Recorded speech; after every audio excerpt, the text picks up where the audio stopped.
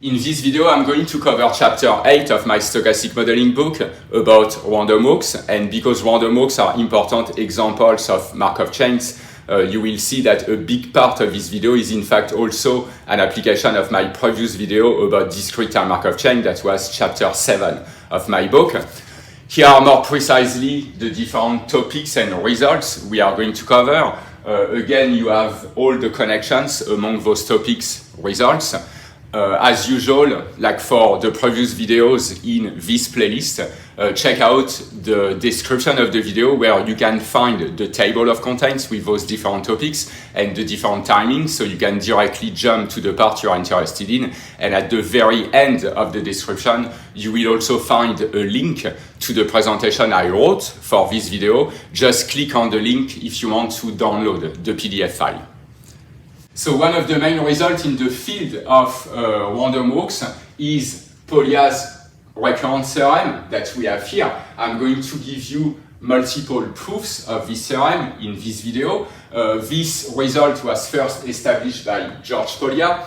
I also added a picture of Frank Spitzer, who is the author of the first main book on the topic called Principles of Random Walks. So some people define a random walk as any discrete time Markov chain with independent and identically distributed increments. Instead, the type of process we are going to study in this video is much more general. Namely, we are going to look at random walks on graphs and random walks on electrical networks that are even more general. So to briefly define the first concept of random walk on a graph, imagine that you have a graph that can be finite or infinite and a particle that moves on the vertices of this graph. At each time step, this particle is going to cross one of the edges incident to its position, each with equal probability.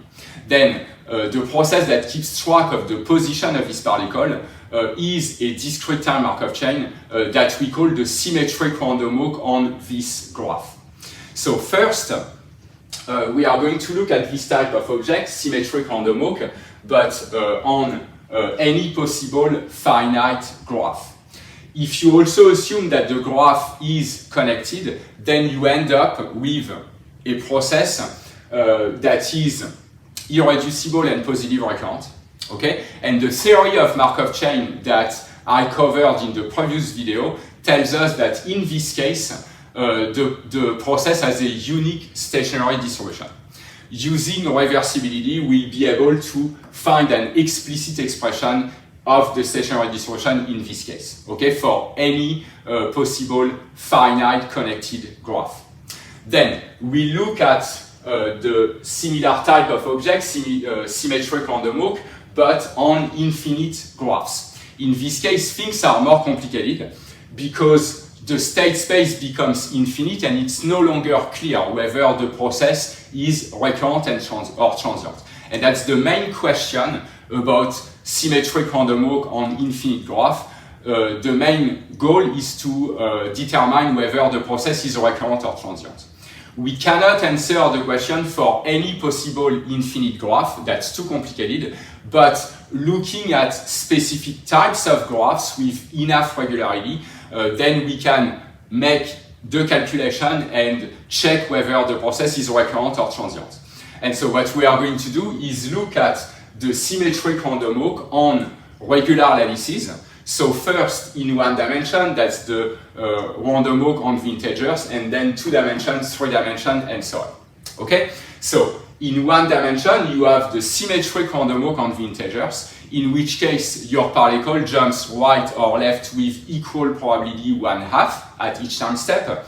Then in 2 dimensions, or if you want to describe the 2-dimensional random walk or symmetric random walk on the 2-dimensional lattice, then that's going to be the process that keeps track of a particle that jumps right, left, up, or down with equal probability 1/4.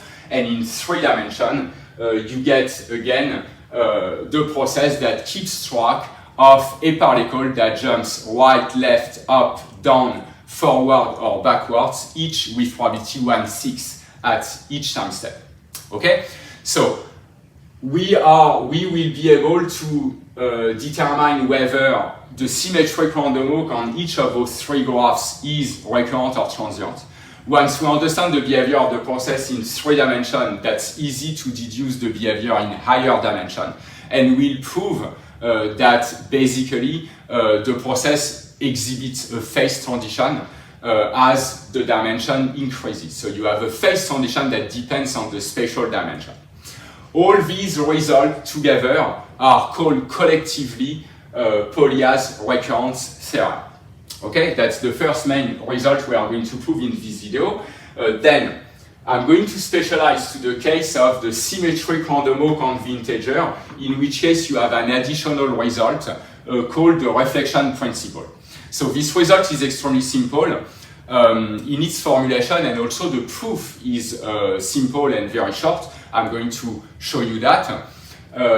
But even if the result is simple, it turns out that it's extremely useful in practice, and as an application of this result, or as an illustration of this result, we are going to use it to prove or to solve what we call the Ballot problem, which is an important result in probability theory.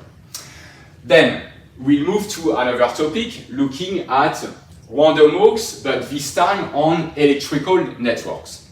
So think of an electrical network as a graph, but for this graph, the edges are assigned a value that is interpreted as the conductance. Okay? Then if you plug a battery between two vertices of this graph or network, this is going to induce an electrical current flowing through the network, and obviously this current is going to cross edges with a high conductance more easily than edges with a low conductance. So to mimic this behavior of the current, we can define a new process also called a random walk, but this time that's not the symmetric random walk on the graph, that's the random walk on the electrical network. And this process is the discrete time Markov chain that keeps track of, again, a particle moving on the set of vertices of the network. But this time, this particle is going to cross one of the edges incident to its position, not with equal probability, but with a probability proportional to the conductance of the edges. Okay? So it turns out that this type of process is going to mimic the behavior of the current, and in fact there are connections between properties of the electrical current and properties of this type of process, of this random walk on the electrical network. So before exploring those connections, first I'm going to look at the random walk on, again, a finite electrical network. In this case, we can again prove that the process is irreducible positive recurrent, has a unique stationary distribution, and we can find, again, using the same technique as before, the explicit expression of the stationary distribution using reversibility. Then we look at the connections between properties of the electrical current and the random walk on the electrical network. So our two main tools to study properties of the electrical current will be Ohm's law and Kirchhoff's law in physics. To study the random walk, we'll just use basic techniques from Markov chain. Mostly that's going to be using first step analysis and using memoryless of the process. So using those properties, we'll be able to prove a connection between the voltage and something that I want to call heating probabilities. So more precisely, if you plug a 1 volt battery between two points or two vertices of the network, let's say A and B, then we can prove that the voltage at any vertex x is in fact equal to the probability that the random walk starting from this vertex is going to visit state A before it visits state B. Okay? Using this result, we can also prove a connection between what we call the effective resistance between 2 points of the network and something that we call the escape probability for the random walk. So more precisely, again, having your 1 volt battery plugged between A and B, you can prove that the effective resistance between A and B has some connection with the probability that the random walk starting from A is going to visit point B or vertex B before it returns to state A. Alright, so now it turns out that this escape probability is interesting because it has a connection with the notion of recurrence or transience when you look at infinite graph. So more precisely now, instead of looking at the escape probability between two fixed vertices, you can look at, in the case of infinite graph, at the escape probability between a given vertex and points at infinity. And clearly, intuitively, the escape probability is going to be equal to 0 if and only if the process is recurrent. And the escape probability from a given point to point at infinity is going to be strictly positive if and only if the process is transient.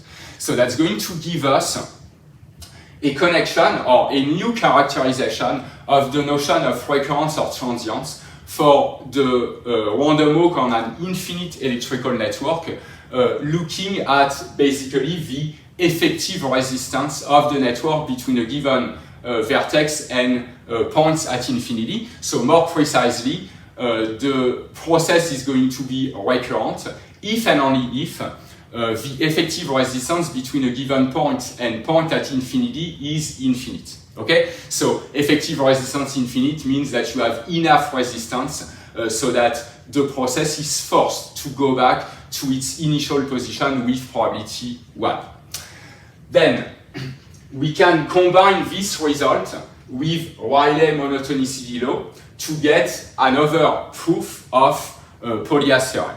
So that's what we are going to do. Rayleigh monotonicity law is a basic principle in physics that is intuitively obvious, which more or less says that if you increase the resistance of the network locally, then that can only increase the effective resistance between two vertices. At the opposite, if you decrease locally the resistance of your electrical network, then that can only decrease globally the effective resistance between any 2 points. So using this, we'll be able to eventually get another proof of Polya's theorem. The traditional proof I'm going to give you at the beginning of this video relies on basic combinatorial analysis. Here instead we are going to be able to prove the theorem using this connection with electrical networks. But we'll see that the main strength of Rayleigh monotonicity law is not in the proof of Polya's theorem, is in the fact that it gives you some kind of ways to compare different graphs, and from combining Polya's theorem and Rayleigh monotonicity law and the connection between escape probability and effective resistance between any 2 points of the network, we'll be able to find much more graphs for which the symmetric random walk is indeed recurrent or transient. So first, let's study the behavior of the symmetric random walk on any possible finite connected graph. And here is again a definition of a symmetric random walk that is valid for any possible graph, finite or infinite. So first we start with a graph that's a quantity I'm going to call G, an object I'm going to call G, that consists of a vertex set and an edge set, V and E. In those features you have two graphs. At the top you have a finite graph, at the bottom you have a piece of the two-dimensional grid, two-dimensional lattice, that is an infinite graph. In those features the vertices are represented by the black dots. These are the possible positions of your particle, also the possible states of the random walk, and the edges are represented by those segment lines. Okay? We are going to assume that those graphs are connected, which means that any two vertices are connected by a path of edges. And also we are going to assume that they all have a bounded degree. So what we call the degree of a vertex. For instance, this vertex have degree 4, this one 3, 3, 2, and so on. That's exactly the number of edges starting from this vertex. We assume that the degree is uniformly bounded across the graph. It's obvious for a finite graph. Of course, you can have infinite graph with degree that is not bounded. We are going to assume that even for infinite graph, the degree is bounded.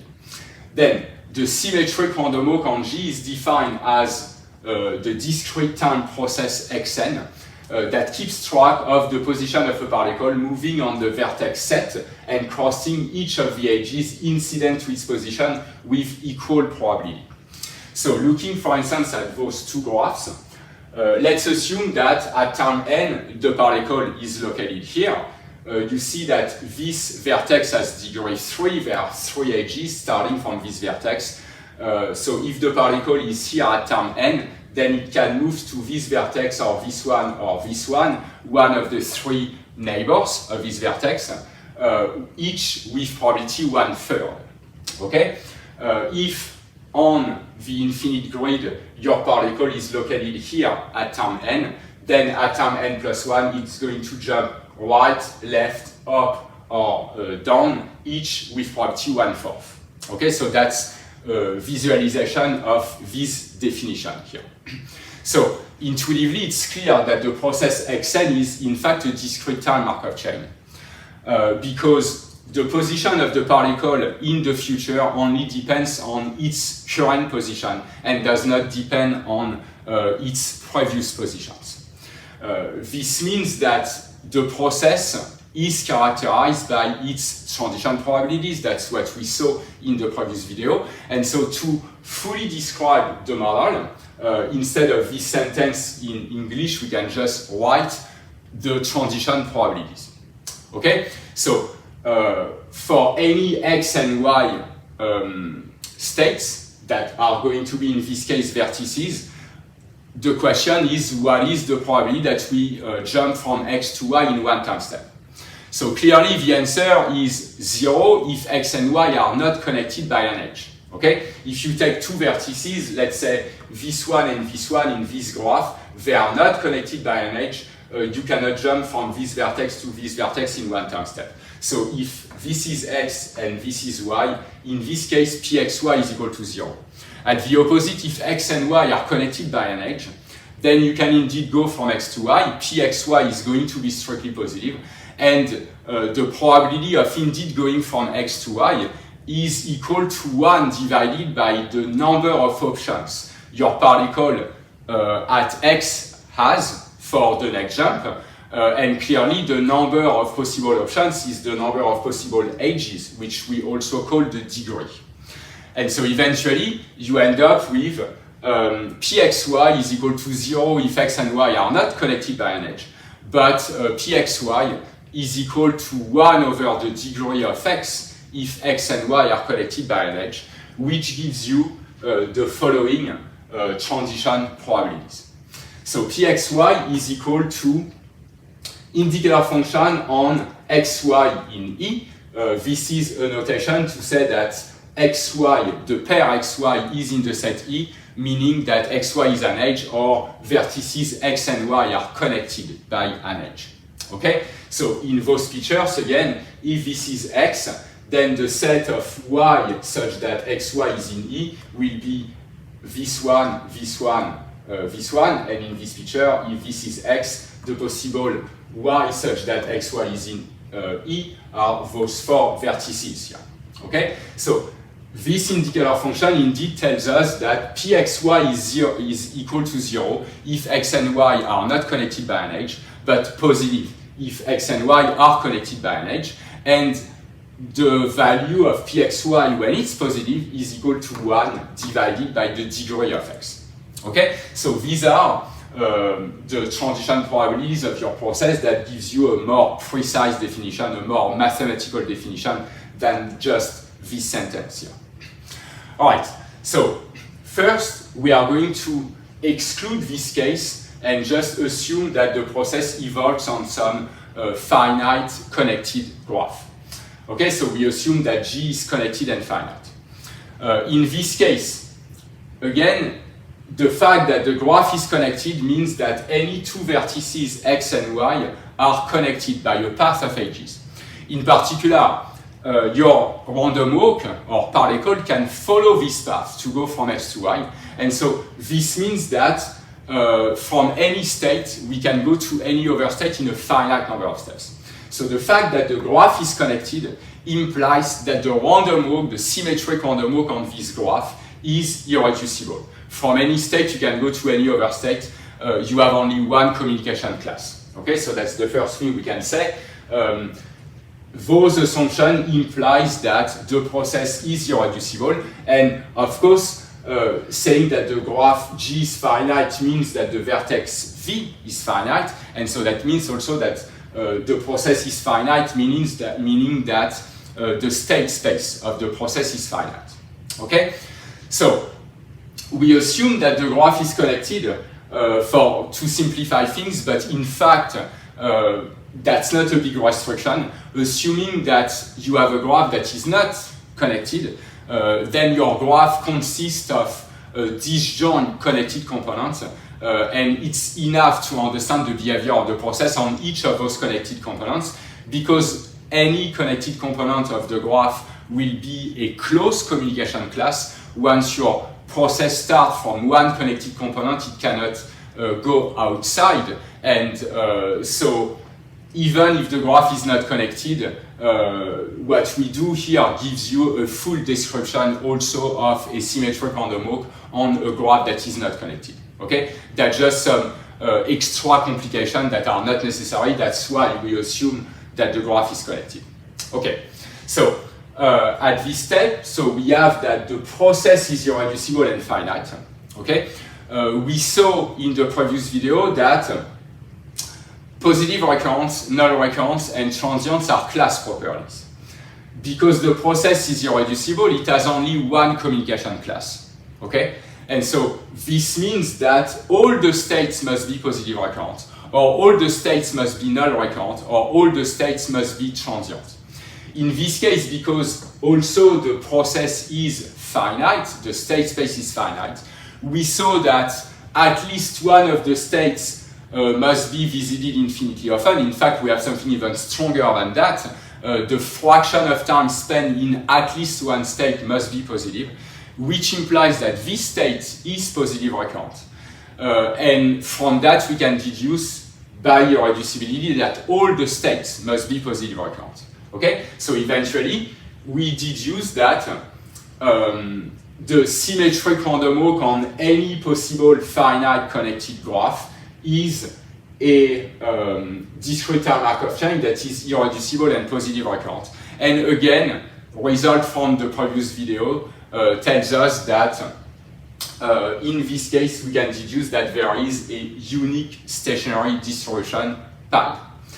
I remind you that uniqueness follows from irreducibility, and existence follows from the fact that the process is positive recurrent.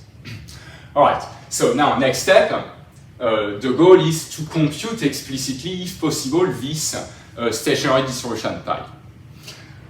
We saw in the previous video that pi is characterized by being a solution of the system pi p equals pi. Okay, that's the unique solution to this linear system such that the sum of the coordinates is equal to 1. In this notation, pi p equals pi, p is this capital P that describes the transition matrix of the process. In this case, the transition matrix is the matrix of the pxy that have this form. Okay?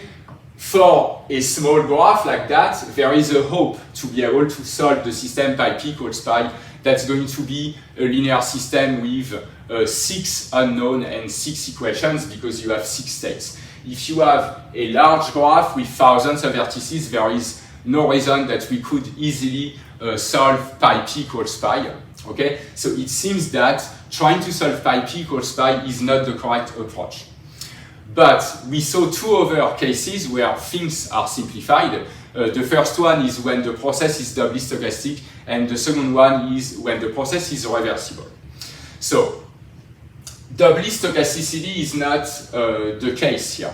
Okay, doubly stochasticity would mean that the flow in a vertex is equal to the flow out in some sense. That would be the case if you look at a regular graph, meaning a graph for which the degree is constant. It's not the case here. The process is not doubly stochastic. So the last hope is reversibility. I remind you that we said that pi is reversible, in which case it's also a stationary distribution. So if we find in this case a reversible distribution, then we will indeed get our unique stationary distribution. So pi is reversible if pi x pxy is equal to pi y pyx. Can we find a solution to this set of equations called again detailed balance conditions? Well, let's go back to the expression of pxy. So first I should precise to motivate that trying to solve pi p equals pi using the transition matrix is not going to be possible. So using reversibility, you want to look at this expression and see that if we can easily find a pi such that pi x pxy is equal to pi y pyx. So if you look at this expression, except for the degree of x that varies across the graph, you see that the fact that xy is an edge, because the graph is undirected, okay, there is no direction along the edges, xy is an edge if and only if x is an edge. Okay, so this means that this indicator function here is in fact preserved if I exchange the role of x and y. That's symmetric in x and y. Okay, then if I multiply this quantity by degree of x, I end up with degree of x times pxy is equal to this indicator function. But because this indicator function is symmetric in x and y, this tells us that degree of x pxy should be equal to degree of y pyx. Okay, and that's the next observation. And from that we can deduce our stationary distribution. So first, notice that degree of x pxy is just this indicator function. This is symmetric in x and y. Okay, so this means that if I exchange the role of x and y in this expression, I'm not changing anything. The equation is still true. And so we can deduce that this is equal to the symmetric, and so degree of x pxy is equal to degree of y pyx. This tells us that the vector pi, where coordinate x pi x is equal to degree of x, is solution to the set of equation pi x pxy is equal to pi y pyx. So this vector is indeed reversible. That's only going to be a reversible measure because the sum of the coordinate is not equal to 1. But it's easy because the graph is finite to just divide by a positive constant that is also finite to make this reversible measure also a reversible distribution.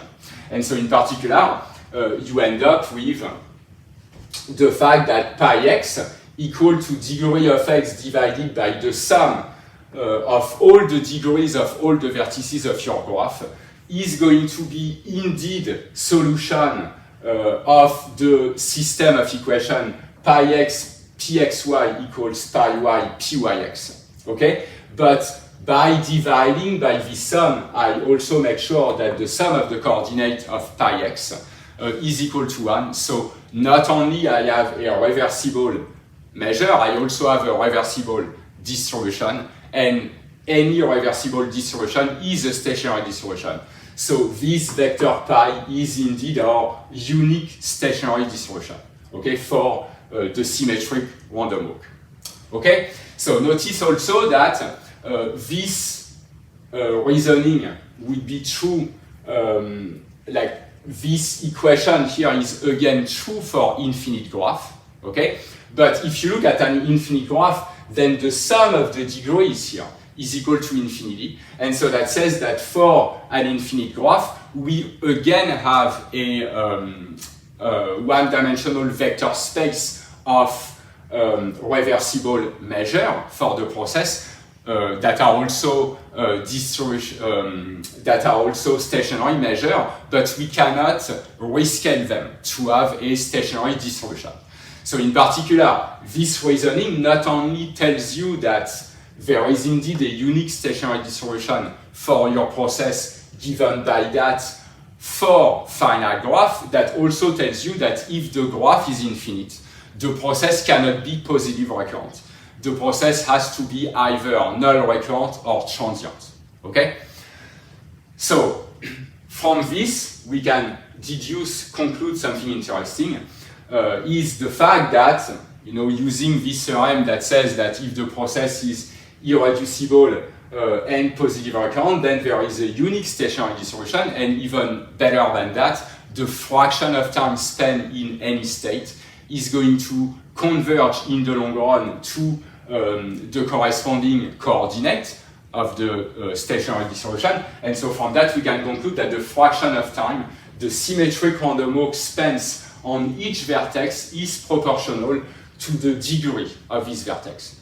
So for instance, going back to this graph, this would mean that the fraction of time the random walk spends in this vertex is twice the fraction of time the random walk is going to spend in this vertex, because this vertex has degree 4 and this one has degree 2.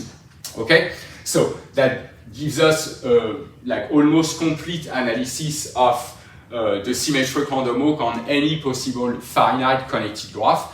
The very last question that we can answer is about the period of the process. Remember that if we have again irreducibility, positive recurrence, then we have a unique stationary distribution and the fraction of time spent in each state is equal to the corresponding coordinate.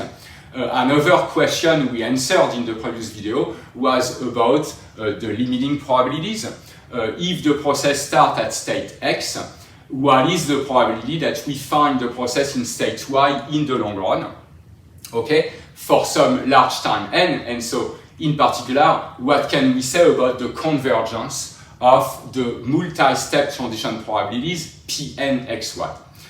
We proved in the previous video that Pnxy is again going to converge to pi y if the process is irreducible, positive recurrent, but also aperiodic.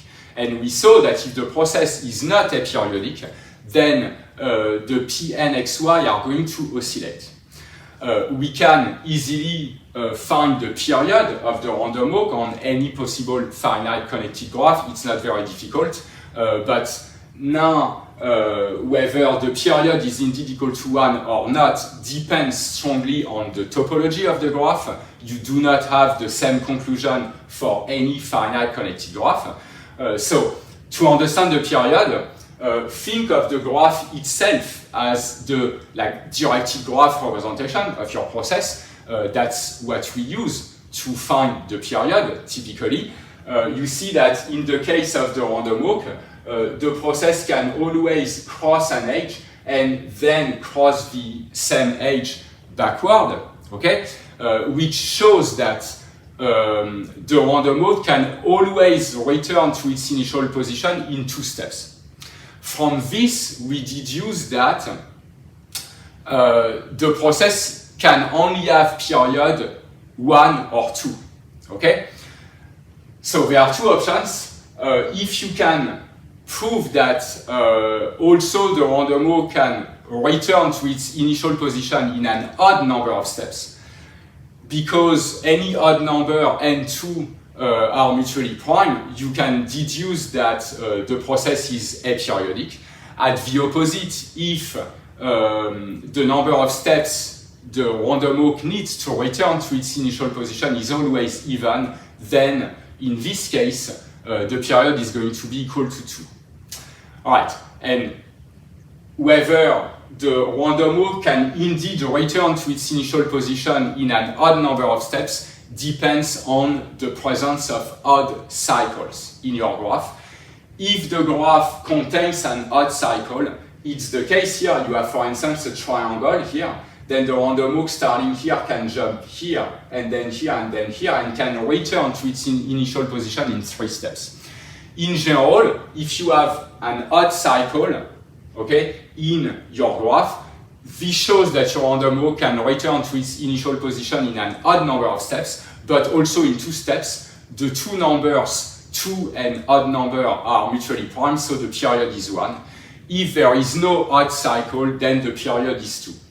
So what we can conclude is, at least for this graph, for instance, because it contains an odd cycle, not only the fraction of time spent in any vertex is proportional to the degree of this vertex, we can also say that Pnxy, when x goes to infinity, is going to converge to exactly pi y, because we have a triangle which is an odd cycle, so the period is 1. So we also have convergence in this case of the multi-step transition probabilities.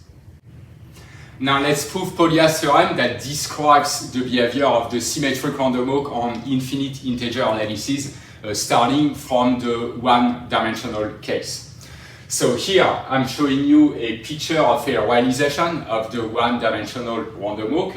In this picture, time goes horizontally to the right, and here vertically you have the state space Z.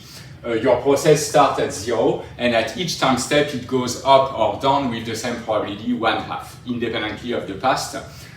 The main question is to determine whether this process is going to return to state 0 infinitely often, in which case it's recurrent, or only a finite number of times, in which case it's transient. Okay, so more precisely, we want to prove this theorem. The process on the integer, the symmetric random walk on the integer, is recurrent or transient, question mark. We don't know yet. That's based on some calculation that we'll be able to determine this. Okay, so you have again a picture of the dynamics here. Let's assume that you have here all your integers. If the particle is here at time n, then it's going to jump to the right or to the left with the same probability 1/2 at the next time step. So I'm going to give you 2 proofs of this theorem in this slide. I'm going to also give you a third proof of this theorem based on the connection with electrical network at the end of this video. So the first proof I'm going to give you is based on basic properties of discrete time Markov chain that we saw in the previous video. So remember that in the previous video that covered chapter 7 of my book, we proved that recurrence and transience are class properties, meaning that all the states in the same communication class must all be transient or must all be recurrent. We also proved that if a communication class is open, then all the states there must be transient. At the opposite, if a communication class is closed and finite, then all the states must be recurrent, and even better, positive recurrent.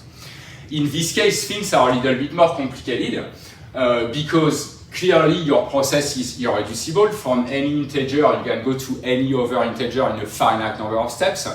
So the process is irreducible, meaning that there is only one communication class that is necessarily closed, but this communication class, this unique communication class, is infinite. And so we are in none of the previous 2 simple cases. And I told you that in this case, the typical way you check whether states in this class are recurrent or transient is by looking at the infinite sum of the Pn xx. So more precisely, we need to use this lemma that is from the previous video, which says that state x is recurrent if and only if the infinite sum of the Pn xx is equal to infinity. Of course, we have also transients if and only if this infinite sum is finite. Okay, so in the case of the one-dimensional symmetric random walk, because of translation invariance in space, instead of looking at a very general integer x, we can just look at state 0.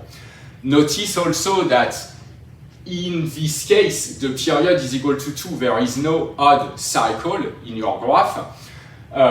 An easy way to see it is by seeing that starting from, if you have your random walk starting from state 0, then clearly, if you are at 0 at time 0, then you will be at some even integer at even times and odd integer at some odd times. And so that shows that indeed the number of steps you need to return to 0 must be even.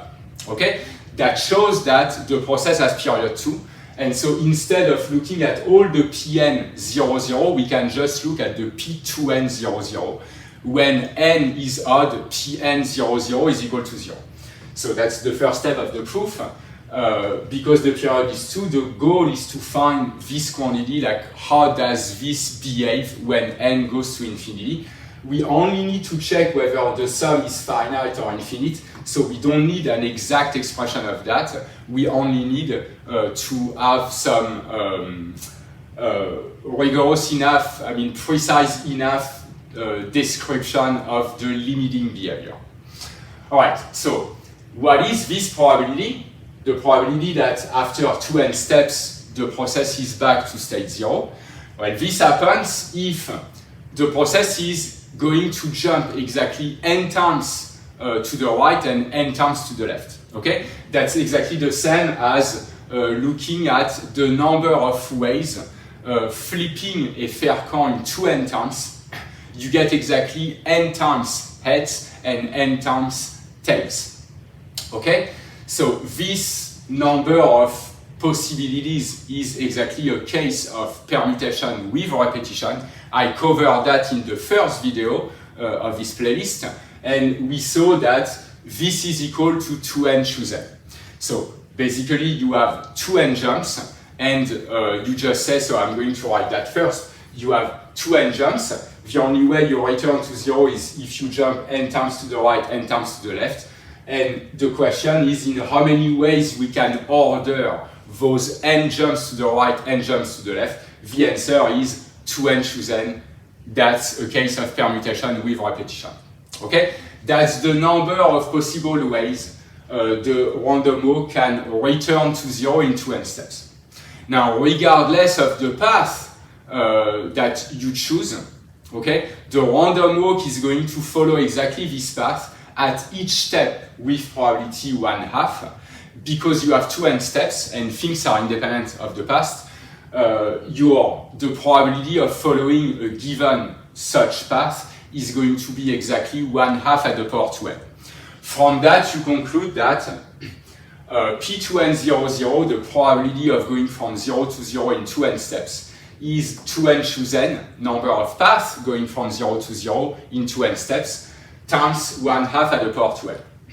Now, if you look at this quantity, you see that the 1/2 at the power 2n clearly goes to 0 exponentially fast, but the 2n chosen goes to plus infinity also exponentially fast.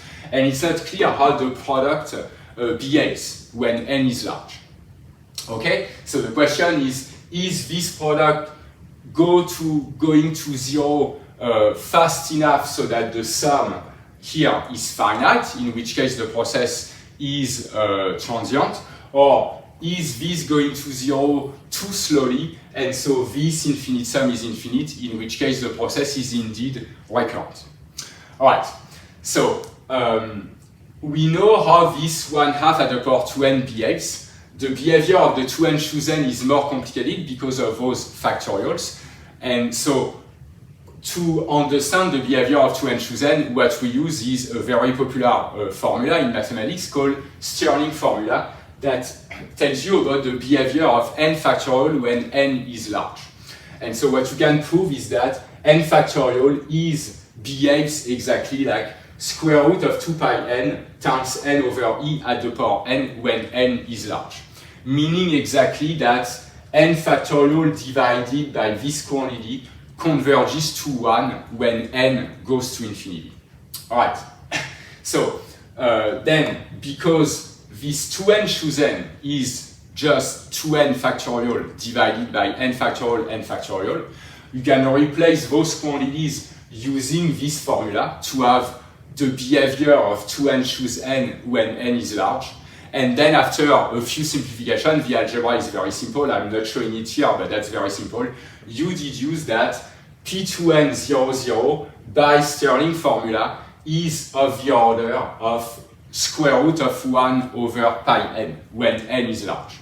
Okay, so before we conclude, I just want to comment a little bit on this quantity. In fact, we could anticipate this quantity without using Stirling formula, just by using the central limit theorem. So the proof is not rigorous, but that gives you like kind of an intuition why the probability that the random walk is back at 0 after 2n steps should be of the order of at least like roughly scales like 1 over square root of n. So what is the connection with the central limit theorem? Well, you see that the position of your random walk at time n, xn, is exactly the sum of independent and identically distributed random variables with mean 0, and so we are exactly in the context where we can apply the law of large number or the central limit theorem. Okay, the central limit theorem is going to tell you that xn, which is the sum of n independent identically distributed random variables, minus the mean, which is 0 in this case, divided by square root of n, converges in distribution to a non-degenerate limit. So implicitly what this tells you is that xn, the position of the particle at time n, divided by square root of n, converges to a non-degenerate limit. So the deviation, like the distance between the position of your random walk at time 0 and at time n should be of the order of square root of n. So at time 2n, we should find our random walk, okay, in basically an interval centered at 0 of length roughly square root of n. And so that tells you that the probability of being in any of those integers in this interval should scale like 1 over square root of n. Okay, so that's one way to think of this 1 over square root of n that comes from the central limit theorem. The central limit theorem does not give you a precise proof of that, even of the order of magnitude, that's just some kind of intuition. Now, if you use Stirling formula, not only you can prove that indeed that's of the order of 1 over square root of n, but you even have the pi here, which is much more precise, which says again that this probability divided by this square root converges to 1 when n goes to infinity. Alright, so how can we conclude from this? Well, you know that the tail of this sequence behaves like is of the order of 1 over square root of n. We know that the infinite sum of 1 over n at the power alpha is finite if and only if your power alpha is strictly larger than 1. In this case, the power is 1/2, that's less than 1, so the infinite sum should be infinite. Okay? And so that's what we can conclude here. You can say that the infinite sum of the Pn 0, 0 here, that's just infinite sum of the P2n 0, 0 because the period is 2. That's this infinite sum exactly because this term behaves like 1 over n at the power something less than 1. You deduce that the sum is infinite. And so we conclude that the process must be recurrent. Okay? So returning to the picture, now we can understand better the behavior here, and we can say that if the random walk starts from 0 here, it's going to return to state 0 infinitely often. Okay? Then, second proof of this result is based on a symmetry argument. The proof is very short, it's just going to fit here. It's very short, it doesn't rely on any fancy combinatorics or techniques about Markov chain, but it's also tricky. It works in this case, but that's not a technique you can always use. And to explain the proof, just go back to the picture at the top. And you see that in this picture, I have a 0, 1, 2, 4, 8, and so on. That's all the power of 2. So the goal is to use this picture to see that the probability that the random walk starting from 0 to prove that the probability that the random walk starting from 0 will never return to 0 must be equal to 0. Okay? So how do we do this? Well, starting from 0, at time 1 you have two options. You go left or right. Without loss of generality, you can just assume you go to the right. Things are symmetric, so it doesn't matter where you jump first. Let's assume that at time 1 we are in state 1. Then, what do we need so that the process does not return to 0, like ever? Well, at time 2, at step 2, we need the random walk to jump to the right again. So at time 2, you must be in state 2. Okay? Then, so that the random walk never returns to 0, it must start, like starting from state 2, reach 4 before 0. By symmetry, because 2 is exactly in the middle of the interval, it's exactly the center of the interval 0, 4, the probability that your random walk is going to reach 4 before 0 is again 1/2. And you continue like that, you keep going like that. Once your random walk is at state 4, you just say so that it never returns to 0, it needs to go to state 8 before returning to 0. This again happens with probability 1/2. Eventually you deduce that the probability starting from 0 that you never return to 0 is equal to 1/2 at the power infinity. That's 0. That shows that you return to 0 with probability 1, so the process must be recurrent. Okay, so this is the proof just using the picture. You can write a few equations to explain that more rigorously. So the idea is, first step, you define this time ty. I used that in the previous video. That's the return time, so that's the first time n strictly positive, strictly after time 0, at which xn is equal to y. And then we look at this quantity, the probability starting from 0 that we will never return to 0. That's exactly the probability that t0, the time of the first return to state 0, is infinite.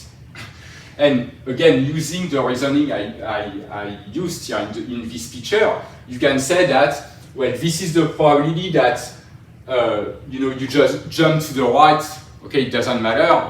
That you jump right or left doesn't matter. So let's assume that you jump right. You force your random walk to jump to the right. Okay, so you are here at time 1, and then you look at the probability starting from 1 that you reach 2 before 0. That's exactly the probability that t2 is less than t0. Okay, then you look at the probability once you are at state 2 that you will reach 4 before 0, times the probability starting at state 4 that you will reach 8 before 0, and so on. Notice that all those probabilities can be computed explicitly using the strong Markov property. Okay, by the strong Markov property, even if the time you need to reach those states 2, 4, 8, and so on are random, these are almost surely finite stopping times, okay, or at least the minimum of t0 and t8, let's say, is an almost surely finite stopping time. So you can use the strong Markov property, and using also symmetry, exactly like I showed you in the picture, you deduce that, well, in general, the probability of reaching 2 at the power n before 2 at the power n plus 1 before you reach 0, if you start in the middle at 2 at the power n, is going to be equal to 1/2. So all those probabilities are equal to 1/2. You have an infinite product of 1/2 that gives you 1/2 at the power infinity, that's 0. Okay? And so conclusion, starting from 0, the probability that you never return to 0, meaning t0 is infinite, is 0. And so that shows that probability starting from 0 that t0 is finite is equal to 1. That's exactly the definition of state 0 is recurrent. And so from this symmetry argument, you can also deduce that state 0 is recurrent, and so the process in general, because it's irreducible, must be recurrent. Now let's study the symmetric random walk in 2 dimensions. That's the process that goes right, left, up, or down with the same probability 1/4. So here, exactly like before, I'm showing you a simulation of the process. So now, because we have something that evolves in 2 dimensions, this is just the whole screen is the state space of your process, that's Z2. And the picture is color coded. Dark means earlier and bright here means later. So according to the picture, your random walk starts here at 0, it moves around there, then goes here and then to the brighter color here and then ends up here. Okay? And so again, the question, exactly like for the one-dimensional random walk, is does the process return infinitely often to 0 or not? Okay? Now, because you are adding one dimension, so more degrees of freedom, things are not clear at all. According to the picture, it seems that the random walk gets lost, but we still need to do some calculation to check whether the process is going to return to 0 with probability 1 or not. Okay, so the goal is the same as before. We want to prove this theorem. Is the symmetric random walk on the 2-dimensional lattice with vertex at Z2 recurrent or transient? Question mark. We don't know. We want to do some calculation to check that. Here I again have some kind of picture describing the dynamics of the process, so that's just a piece of the 2-dimensional lattice. If your particle is here, it goes right, left, up or down with the same probability, 1/4. Right, so exactly like in the one-dimensional case, I'm going to give you 2 proofs of this result. The first one is based on like traditional techniques from discrete time Markov chain and basic combinatorics. And another proof, shorter, more elegant, but also more tricky. And at the end of the video, I'm going to give you a third proof of this result using again the connection with electrical networks. So the first proof, the first traditional proof is the exact same as in one dimension. The goal is to look at this infinite sum of the Pn00 because again the period is equal to 2, again in 2 dimensions. The goal is just to look in particular at the value of P2n00 when n is large. We know that if the number of time steps is odd, then this probability is 0. That's why we can only focus on even number of time steps. So the proof is similar to the previous one, except that the combinatorics is more complicated because now we need to count the number of paths of length 2n going from 0 to 0, but in 2 dimensions. And so we have 2 degrees of freedom and the counting is a little bit more tricky.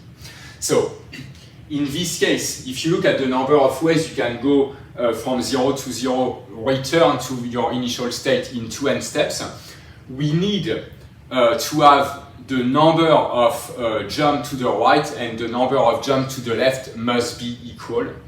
Also, the number of jumps up and the number of jumps down must be equal. In particular, to decompose the 2n jumps, to simplify a little bit the combinatorics, instead of looking at number of horizontal jumps and number of vertical jumps, instead we are going to say that clearly the number of jumps right or up must be equal to n, and the number of jumps left or down must be equal to n. Okay, so that's the first decomposition we use to count the number of possible paths. I'm just saying that we have 2n jumps and we can decompose them into n jumps that are either right or up and n jumps that are either left or down.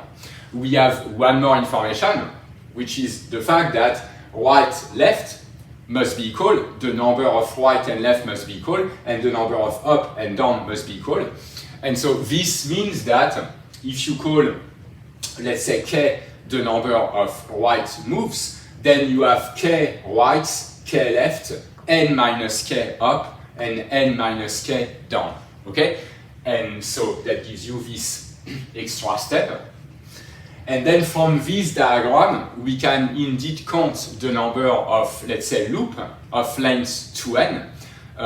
So loop, so going from 0 to 0 of length 2n on a 2-dimensional grid. You start with exactly like before, a 2n choose n. From your 2n jumps, you are going to choose n of them to be either right or up, and then the other one must be left or down, okay? And then you still need to multiply that by, well, you need to extract k out of those n, so that's an n choose k, okay? And then the other n minus k are going to be up, and then times another n choose k. In the whole process here, I didn't write, but what we mean is that there exists k such that k of those n jumps are right and the other n minus k are up. So, and same here. So there exists k that in combinatorics, if you want to do the counting, takes the form of a sum. Okay? Again, exactly like before, once you fix a specific path going from 0 to 0, the probability that your random walk is going to follow exactly this path is equal to this new probability 1/4, not 1/2 anymore, at the power 2n, because you again have 2n jumps. So eventually you obtain that the probability of going from 0 to 0 in 2n steps is equal to the sum for k equals 0 to n. So k, you can think of k as the number of right jumps, okay, which should be also equal to the number of left jumps. So k measures basically the number of horizontal jump, and n minus k is a measure for number of times you go vertically. And so this probability is the sum for k equals 0 to n of 2n choose n that we have at this step times n choose k that we have here and here, so that gives you an n choose k square, times this 1/4 at the power 2n, because we have 2n steps. Okay, so now computing or having an estimate of this sum when n is large is more complicated than before, mostly because we have this sum over k of n choose k square. The 2 at the power n is not really a prime, that's what we had before. The 1/4 at the power n, same, it's not really a prime. Those two probabilities depend on n, but not on k. So even if the sum is on k, those two terms don't matter, they can go out the sum. Now, what is more tricky is to compute the sum over k of this n choose k square.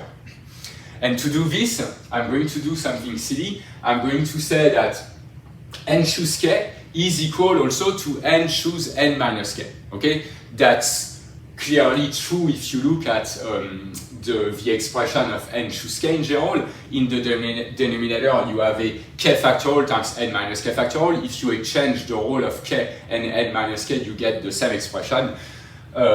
Another way to see that, more like using combinatorics, is to say that the number of ways you can choose k out of n, it's the same as the number of ways you can reject n minus k out of n.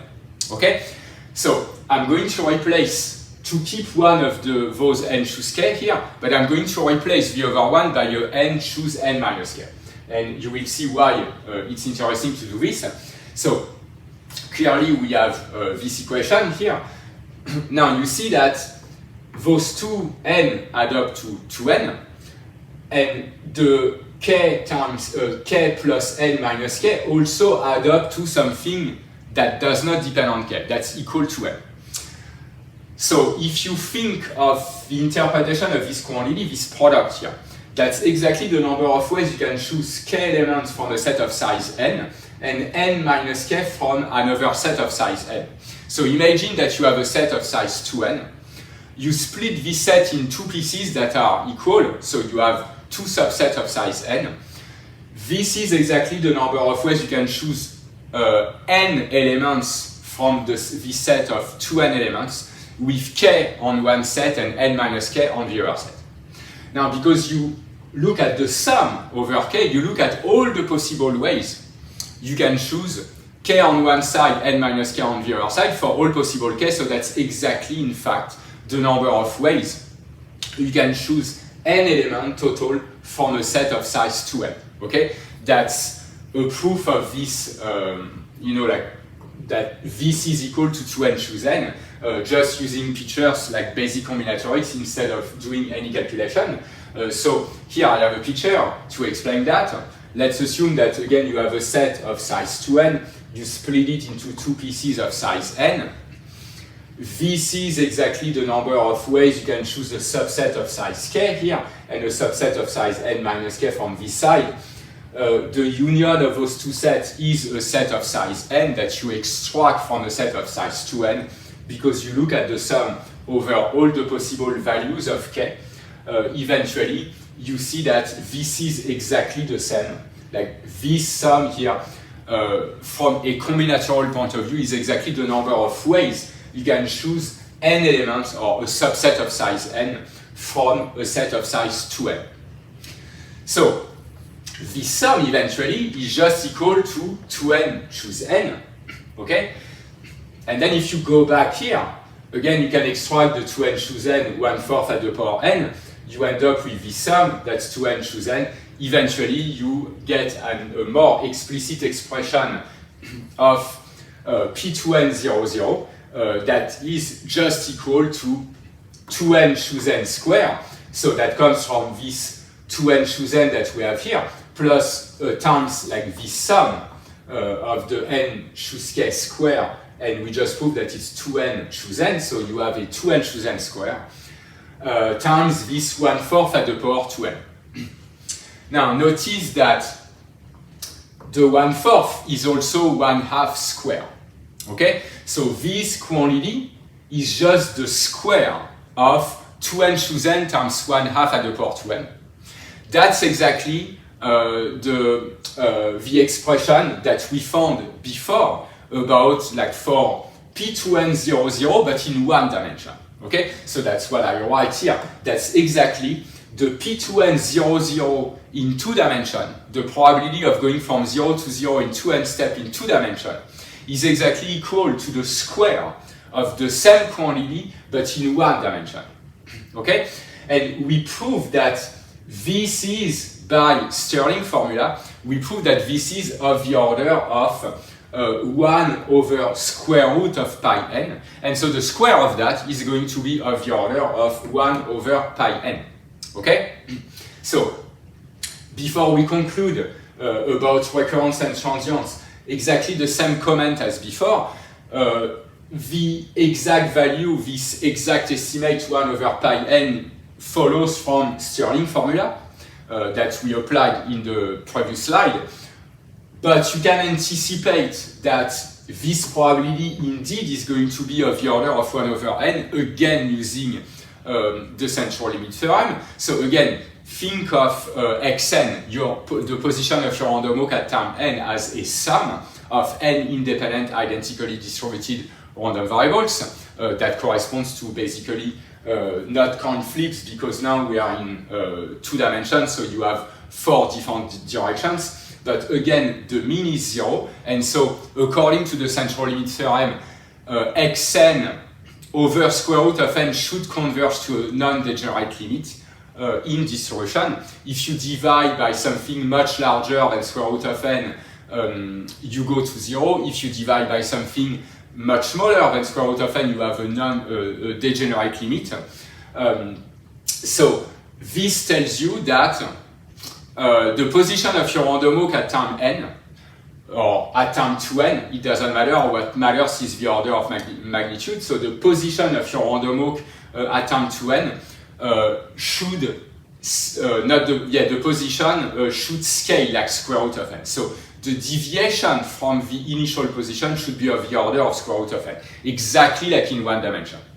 Except that now a region that has diameter of the order of square root of n in 2 dimensions is going to contain a number of vertices that is now of the order of square root of n square, okay, which is n. And so that tells you that, that is not a proof, but what the central limit theorem again suggests is that your random walk should be in a region at time n that scales like n, about, like that the number of vertices should be about n. And so it suggests that the probability of being exactly at 0 should scale like 1 over n. Okay, so same story as before. You again have the square root of n that appears, that is basically the deviation from the initial position at time n. But now, because we are in 2 dimensions, a set with radius n is going to have size about n. Okay? Alright, so now we can conclude. So you go back to this expression here. So we prove that this is this. Now you look at the infinite sum for n equals, let's say, 1 to infinity of that tells you whether the infinite sum of the P2n 00 is finite or infinite. In this case, that's of the order of 1 over n. Remember that infinite sum of 1 over n at the power alpha is finite if and only if alpha is strictly more than 1. In this case, the exponent is exactly equal to 1. It's not strictly larger than 1. So the infinite sum of the P2n 00 is again going to be infinite. Okay? And so from that, we conclude that the symmetric random walk in 2 dimensions is again recurrent. Okay? So going back to the picture, this shows that, well, this random walk that seems to go far away from the origin, in fact, the theory tells us that it's going to return to 0 with probability 1. And in fact, it's going to visit state 0 infinitely often. So of course, the time it takes is way longer because you have one more degree of freedom, but that's what the calculation says, that's what Polya's theorem says. Okay? So again, in 2 dimensions, the symmetric random walk is recurrent. It returns infinitely often to its initial position with probability 1. Alright, so now, second proof of the theorem. For that, you can look at this picture, and the motivation behind this other result, this other approach to prove the theorem, comes from the fact that, again, the probability of going from 0 to 0 in 2n steps in 2 dimensions is equal to its analog in 1 dimension, but square. So this kind of suggests that your 2-dimensional random walk xn can be written using 2 independent symmetric random walk yn, zn, but in 1 dimension. Okay? And indeed, this is the case. And to show the connection, look at this picture. Okay? So in this picture, I have just a neighborhood, like a little piece of the lattice. So if the particle is here, it can jump again up, right, down, left. And look at those 2 vectors here, E1, E2. Using those 2 vectors that form a basis of R2, and using those 2 independent symmetric random walk in 1 dimension, we can reconstruct our process xn and obtain exactly the fact that this is indeed equal to that. So how do we do this? Well, just observe that the increment for yn and zn can only be +1 or -1, which gives you 4 possibilities. Okay, you have plus plus, plus minus, minus plus, or minus minus. If both increments are positive, then after you are going to look at the new process obtained by thinking of yn, zn as the coordinate of another process in 2 dimensions with those 2 vectors. So basically now I'm looking at the process yn E1 plus zn E2. So if the 2 increments are positive, plus plus, then yn E1 plus zn E2 is going to move here. E1 plus E2, you end up here. If you have plus minus, you go here, but then here. Like minus E1 brings you here. That's the other neighbor. Then if you have a minus plus, you go down first, and then you follow this vector, and you go here. And if you have minus, minus, then you go here, minus E1, and then minus E2, that brings you here. Okay, so you see that if you have two independent symmetric random walk in one dimension, that gives you 4 possible increments, okay? Plus, plus, plus, minus, minus, plus, minus, minus. And so if you look at the new process, yn E1 plus zn E2, you obtain indeed a process such that from this site, or this state, you go right, up, left, or down, each with the same probability, 1/4. Okay? Because each of the 4 possible increments here, again, are equally likely. Okay, so using this, you can deduce that X, your 2-dimensional random walk, can be written as a linear combination of, can be written as basically yn E1 plus zn E2, okay?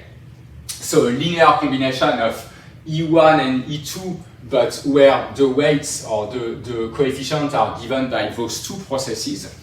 Okay, so you can think of the 2-dimensional symmetric random walk as the same kind of object as 2 independent symmetric random walk in 1 dimension.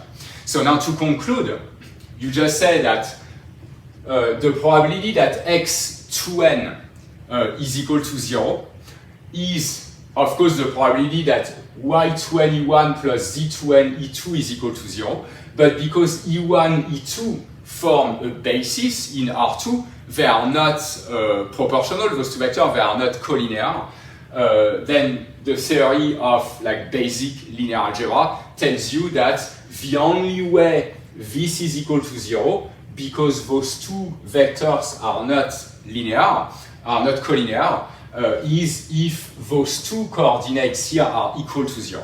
Okay? So eventually you end up with x2n is equal to 0 if and only if y2n and z2n are both equal to 0. Okay? Which gives you the following.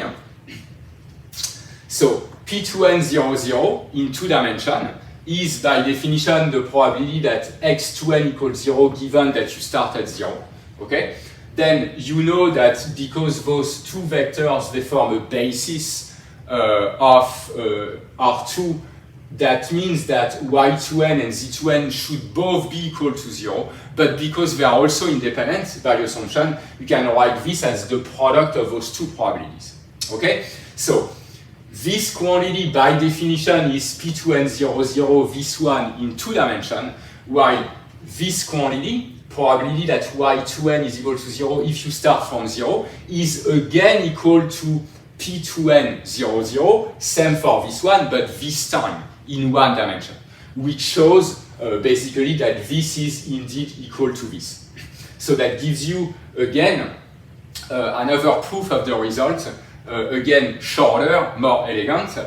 In this case, we can prove directly that p2n 0, 0 in 2 dimensions is equal to p2n 0, 0 in 1 dimension square, without using any of those, this more complicated combinatorial analysis. And if you know the result in 1 dimension, the fact that indeed this quantity is equal to 1 over square root of pi n, you can again conclude that this p2n 0, 0 should be of the order of 1 over pi n, and you can again conclude from that that the process in 2 dimensions is again recurrent. So to complete the proof of Polya's theorem, we are now going to look at the behavior of the symmetric random walk in 3 dimensions. From our analysis, we can also deduce the behavior of the symmetric random walk in any higher dimension. So that's going to give us a complete picture of recurrence or transience for the symmetric random walk on regular integer lattices. So here I again have a simulation picture of the process. In this case, your particle can go in 6 different directions. At each time step, it can go right, left, up, down, forward, or backward, each with probability 1/6. Okay? exactly like in the two-dimensional case, the picture is color-coded. Darker, like here, means earlier in time. So the symmetric random walk here starts from this point here, that's the origin, 0. And as you go brighter this way, you have the position of the particle later in time. Okay, so in this case, you see again the particle stays around a little bit and goes this way. The question is again the same. Is it true that the process is going to return to 0 infinitely often or not? Or is the process recurrent or transient? Okay, so more precisely, we want to prove this theorem, the symmetric random walk in 3 dimensions, in which case the state space is Z3, is recurrent or transient? Question mark. We want to answer this question. Again, we need some calculation to be able to answer. Contrary to the behavior of the process in 1 and 2 dimensions, here I'm going to give you only one proof in this slide, following like the traditional approach using techniques from discrete time Markov chain and basic combinatorics. I'm also going to give you another proof, but later at the end of this video, using the connection with electrical networks. Okay, so the traditional proof is kind of the same as in 2 dimensions. We start with the same observation. So first, again, the process has period 2, that's easy to see. From that, you deduce that to compute the infinite sum of the Pn00, it's enough to just look at the P2n00. When the number of time steps here is odd, your transition probability, multi-step transition probability is going to be equal to 0. Okay? And the counting is similar to the one in 2 dimensions, but a little bit more difficult to write. And eventually, you obtain the following. Okay? So, P2n00 is equal to this quantity. So let me comment on that. First, we have this 2n chosen that we saw in 1 and 2 dimensions already. Here, the strategy is just to say that again we have 2n jumps. And n of those 2n jumps, so that we return to the initial position, n of them should be jumps to either the right, up, or forward, and the other jumps must be left, down, or backward. That's the only way you return to your initial position.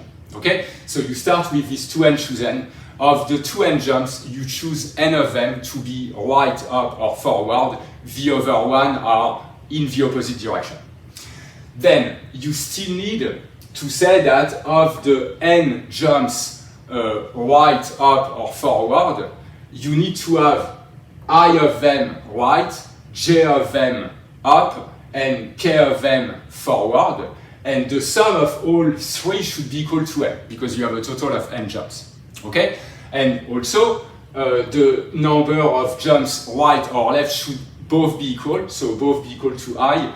Same for up and down, and same the k tells you about the number of jumps forward or backward.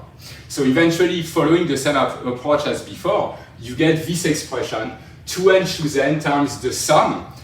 Before it was sum of the n choose k. It's the same as some kind of multinomial coefficient n, where you have here some k and minus k. Here now I have 3 different dimensions, so that takes the form of this multinomial coefficient. Okay, so this quantity is exactly n factorial divided by I factorial, j factorial, k factorial. That's exactly the number of ways you can order I right, j up, and k forward. Okay? You do that for those 3 directions. You need to do that again for the other 3 directions. That's why you have the square here. Okay? So without the blue term here, this black term here is exactly the number of cycle or path going from 0 to 0, but this time in 3 dimensions. Alright, again you have the 1, 6 at the power 2n, because now you have 6 possible jump at each time step. Each of them happens with probability 1, 6, and you have 2n jumps total, so that gives you this 1/6 at the power 12. That's the same logic as in 2 dimensions, it's just that the expression is a little bit more complicated. So, next step is a little bit weird, but that's going to become clear after why we do this. I just said that the 1/6 at the power 2n is exactly 1/36 at the power n. And I'm going to think of the 36 as 12 times 3. Okay? So you can write 1/36 at the power n as 1/12 at the power n times 1/3 at the power n. I'm going to keep the 1/3 inside the sum and the 1/12 at the power n outside the sum. So why do I keep the 1/3 here? That's because if you forget about the square, eventually you have the sum for I plus j plus k equals n of this multinomial coefficient times 1/3 at the power n. N is equal to I plus j plus k. This expression is exactly the same as, it's kind of multinomial theorem, okay? Some kind of extension of the binomial theorem. And without the square, you know that this sum would be equal to 1/3 plus 1/3 plus 1/3 at the power n. That's exactly 1. So if we can get rid of the square here, we obtain a sum here that looks complicated, but is in fact just equal to 1. So to get rid of the square, I'm going to keep n choose ijk inside the sum, and I'm going to find a bond for the other one. I'm going to prove that this is less than something. Okay? So more precisely, we can prove that the worst case scenario, when the sum is equal to n, this product here, I factorial, j factorial, k factorial, is always larger than n/3 integer part. You have to make sure that it's an integer. It doesn't really matter because we take the limit when n goes to infinity anyway. So you look at n/3 factorial, this cube. So that tells you that the worst case scenario, okay, is obtained when I, j, and k are all three equal, and because they add up to n, each of them should be equal to n/3. Okay, so that gives you a lower bound for the denominator here. I remind you that this multinomial coefficient is equal to n factorial divided by I factorial, j factorial, k factorial, that we have this. And so that tells you that this multinomial coefficient is less than n factorial divided by this cube here. Okay? Then, second thing we are going to use, that's what I just told you before, that was the motivation to split this 36 into 12 times 3 without the square here. You obtain this sum, and this sum is by the multinomial theorem equal to 1/3 plus 1/3 plus 1/3 at the power n. That's just 1 at the power n, that's 1. Combining those two things and injecting that in this expression, you deduce that P2n00 is now less than 2n choose n times 1/12 at the power n. Then I bound one of those multinomial coefficients here by n factorial divided by the cube here, that gives you this, and then I have this sum here that we recognize here. But again, this sum is equal to 1, and so eventually you obtain just this expression. Okay? So again, you have a 2n choose n, and this n factorial, n/3 factorial, a lot of factorials, but we can use again Stirling formula that I remind you here, and if you just replace all the factorial by this expression, you can easily simplify things, and you will see that P2n00 is equal to a big O of n, 1/n at the power 3/2. Okay, so big O of that means that this expression is less than a constant that does not depend on n times this quantity. Okay? So, again, before we conclude, to see whether we have recurrence and transience. Again, one more connection with the central limit theorem. The central limit theorem is not enough to prove the result, to prove this, but I just want to underline the fact that this is consistent, this order of magnitude is consistent with the central limit theorem, exactly like for the symmetric random walk in 1 and 2 dimension. In 3 dimension, the position of your random walk at time n is going to be to deviate from its initial position by something of the order of square root of n. Okay? So that means that at some large time n, your random walk should be in a region centered at 0 with diameter of the order of square root of n. But now we are in 3 dimension. So the number of vertices in this region should be, I say should be, not is, because it's just some kind of approximation, should be of the order of square root of n at the power 3, that's n at the power 3/2. Okay? And clearly that kind of strongly suggests that the probability that your random walk is at some specific position, specific vertex in this region should be equal to 1 over n at the power 3/2. That's indeed what we have here. So now you see that those P2n 0, 0, okay, now are less than something of the order of 1 over n at the power 3/2. Infinite sum of 1 over n at the power alpha is finite if and only if alpha is strictly larger than 1. Now we have our power equal to 3/2. That's indeed larger than 1. So now the infinite sum of the P2n 0, 0 is indeed finite. And so from this, you can conclude that the symmetric random walk in 3 dimensions is transient. So based on the proof I gave you before of the fact that a 2-dimensional random walk can be written or can be expressed using 2 independent 1-dimensional random walk, a natural question you could have here is, well, maybe we can have another proof of this result, just trying to express our 3-dimensional random walk using now 3 independent 1-dimensional random walk.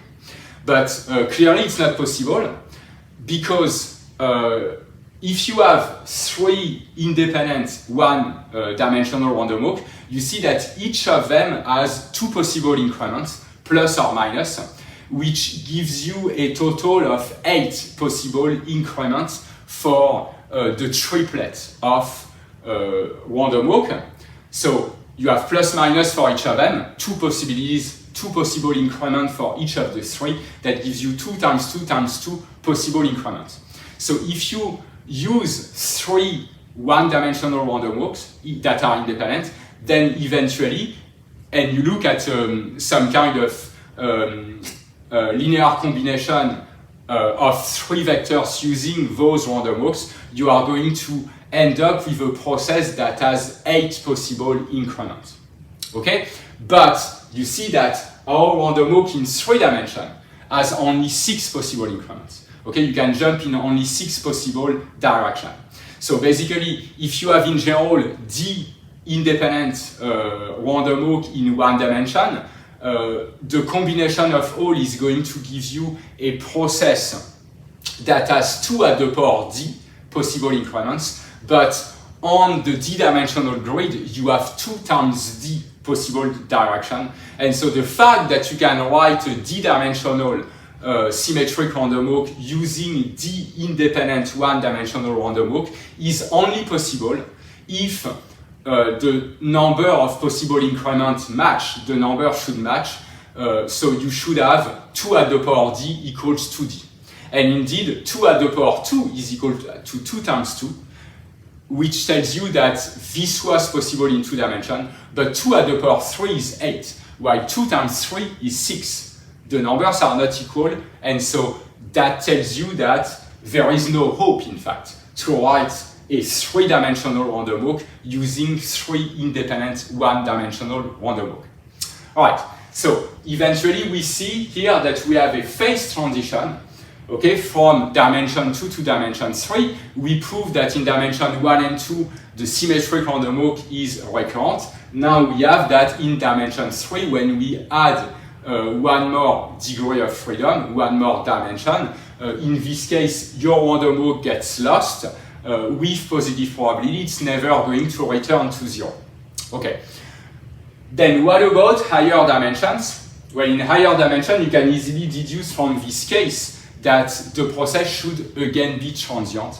And the simplest way of seeing that or proving that is just to say that if you have a symmetric random walk in d dimension, where d is strictly larger than 3, then assuming by contradiction that this process is recurrent, it's clear that the projection of this process on a three-dimensional subspace should also be recurrent. But that would mean that the three-dimensional random walk is indeed recurrent, because the projection of your random walk in higher dimension on a three-dimensional subspace is more or less a three-dimensional random walk that sometimes does not move, but that basically evolves like a three-dimensional random walk. So the fact that the three-dimensional random walk is transient also tells you that in higher dimension your process should also be transient.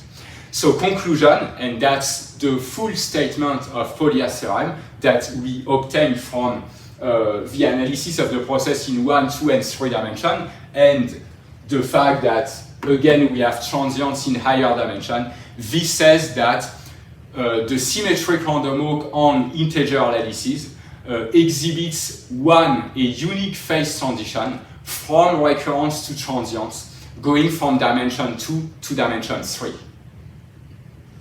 So before we study the connection between random walks and electrical network, which is the other main part of this video, let's look first at this other result called the reflection principle, and to illustrate this result, to see how it can be applied in practice, I'm going to give you a proof of what we call the Ballot prime, which is a very popular result in probability theory. So it turns out that in fact the reflection principle is not strictly speaking a result in probability theory, that's more a result in combinatorics, but it turns out that this result is very useful to understand better one-dimensional symmetric random walk, so this type of process here. Okay, so to state the result, let's call xn the symmetric random walk on the integer. That's the process that jumps to the right or to the left with equal probability 1/2. And I'm going to define those two quantities here. That's number of possible paths of this symmetric random walk. So the first one is capital N sub n xy. That's going to be the number of possible paths of the random walk going from x to y in n time steps, from time 0 to time n. Okay? I'm also going to define this other quantity, capital N sub n 0 xy. That's also the number of such paths, but that visit also state 0. Okay? So the set of paths here is a subset of the set of paths there. Here you have a picture of what happens. That's an example of indeed path going from x to y, from time 0 to time n, and this path visits 0 somewhere. Okay? So now, the reflection principle simply tells you that if x and y are both strictly positive, okay, the number, so you have a picture here, x and y are strictly positive, the number of paths going from x to y in n time step that visit 0 is equal to the number of paths going from negative x to x in n time steps. Okay? So the proof of this result is almost just in the picture here. Here I have, again, the black path is basically a picture of one of the paths we count here, going from x to y in n time step that visits 0. This path is an example of path going from negative x to y in n time steps. notice that because x and y are both strictly positive, your paths here, they go from below 0 to above 0, so they must visit state 0. Okay?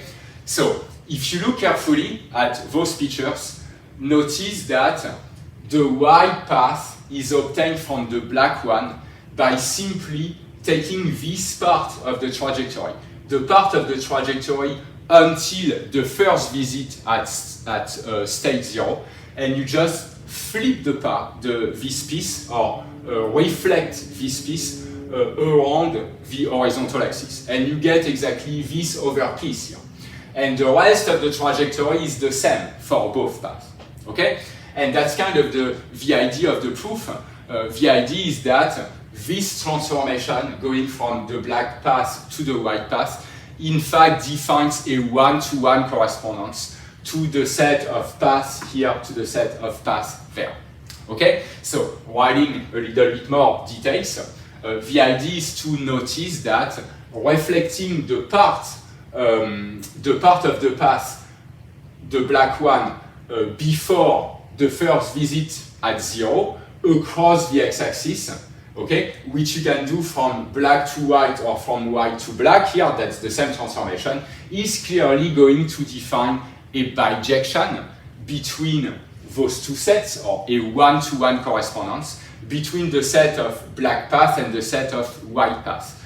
The set of black path is exactly the set A, set of paths going from x to y in n-time steps that visit 0, and the set of white path is exactly the set B, that's the set of paths going from negative x to y in n-time steps. And if you look at this picture, you see that indeed just this transformation allows you to go from the set A to the set B here, and from the set B to the set A there.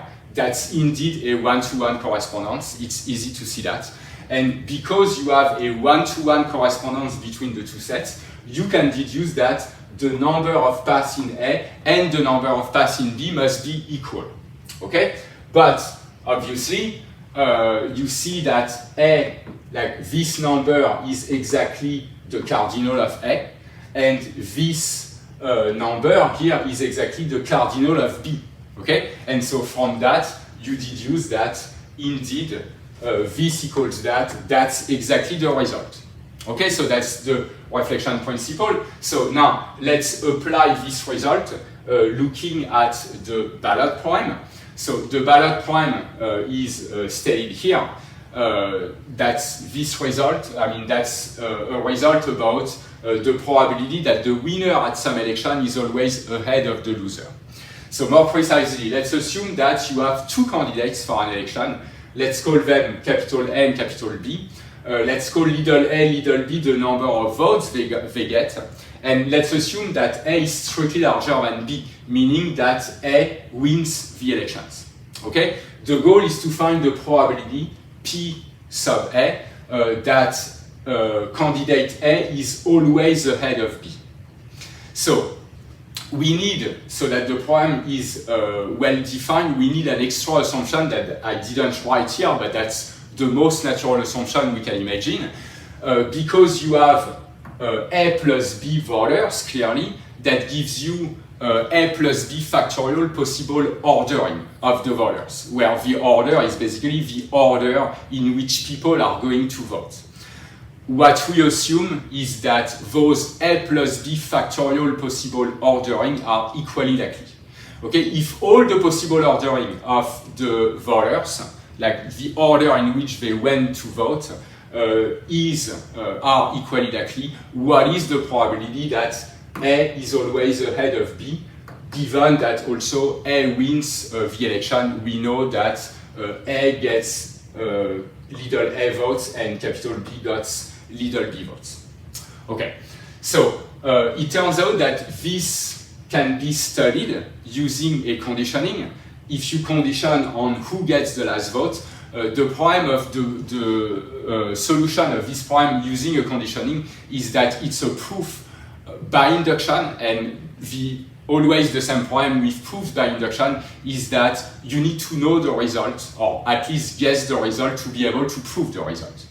At the opposite, if you use the reflection principle, you can indeed find the value of PA without guessing the result that gives you directly the value of P sub A. All right, so first step, let's visualize a little bit the event here that A is always ahead of B. So to visualize this event, let's define the process that keeps track of the number of votes for A minus number of votes for B.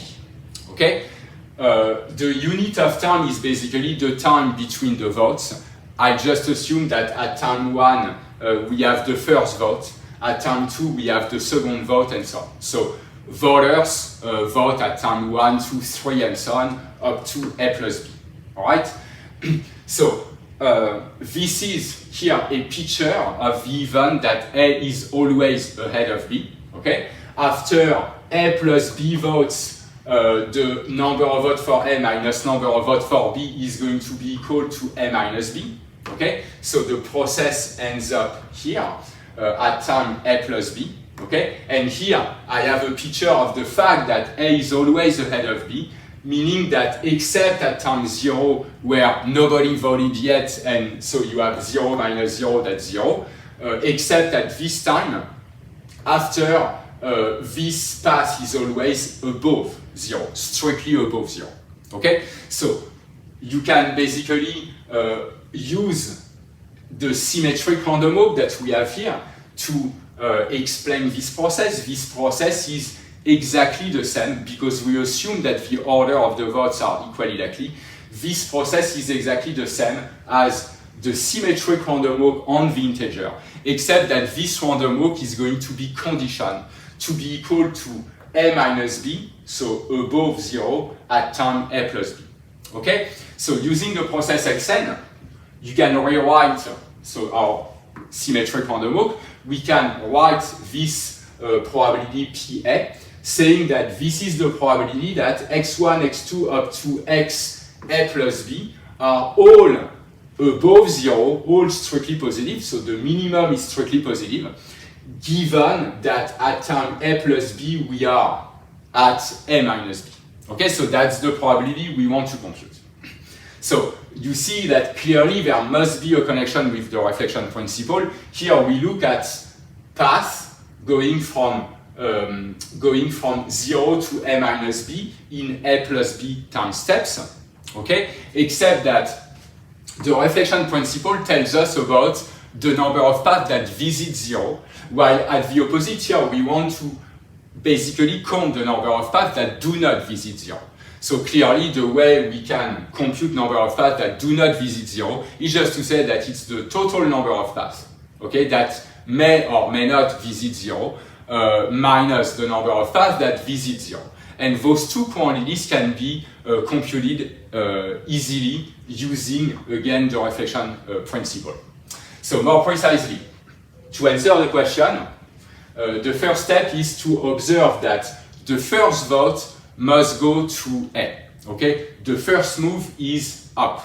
So why is that? Well, clearly, if the first voter votes for B, then at time 1, B is ahead of A, and so we are not in this event, that A is always ahead of B. Okay? So the first move should be up, and then after, the number of paths that do not return to 0, okay, is going to be exactly the number of paths. So we start from time 1, so between time 1 and time A plus B now, you end up with A plus B minus 1 units of time. That's why I have an A plus B minus 1 here and there. And the total number of paths that do not return to 0 is the total number of paths going from 1 to A minus B, minus the number of paths, again going from 1 to A minus B, but that visit 0. Okay? Then it's equal to this quantity, so the first term here is the same as here, but the second term is obtained by using the reflection principle. You just said that the number of paths going from 1 to A minus B in A plus B minus 1 time step is exactly the number of paths going from -1 to A minus B, and again in A plus B minus 1 time steps.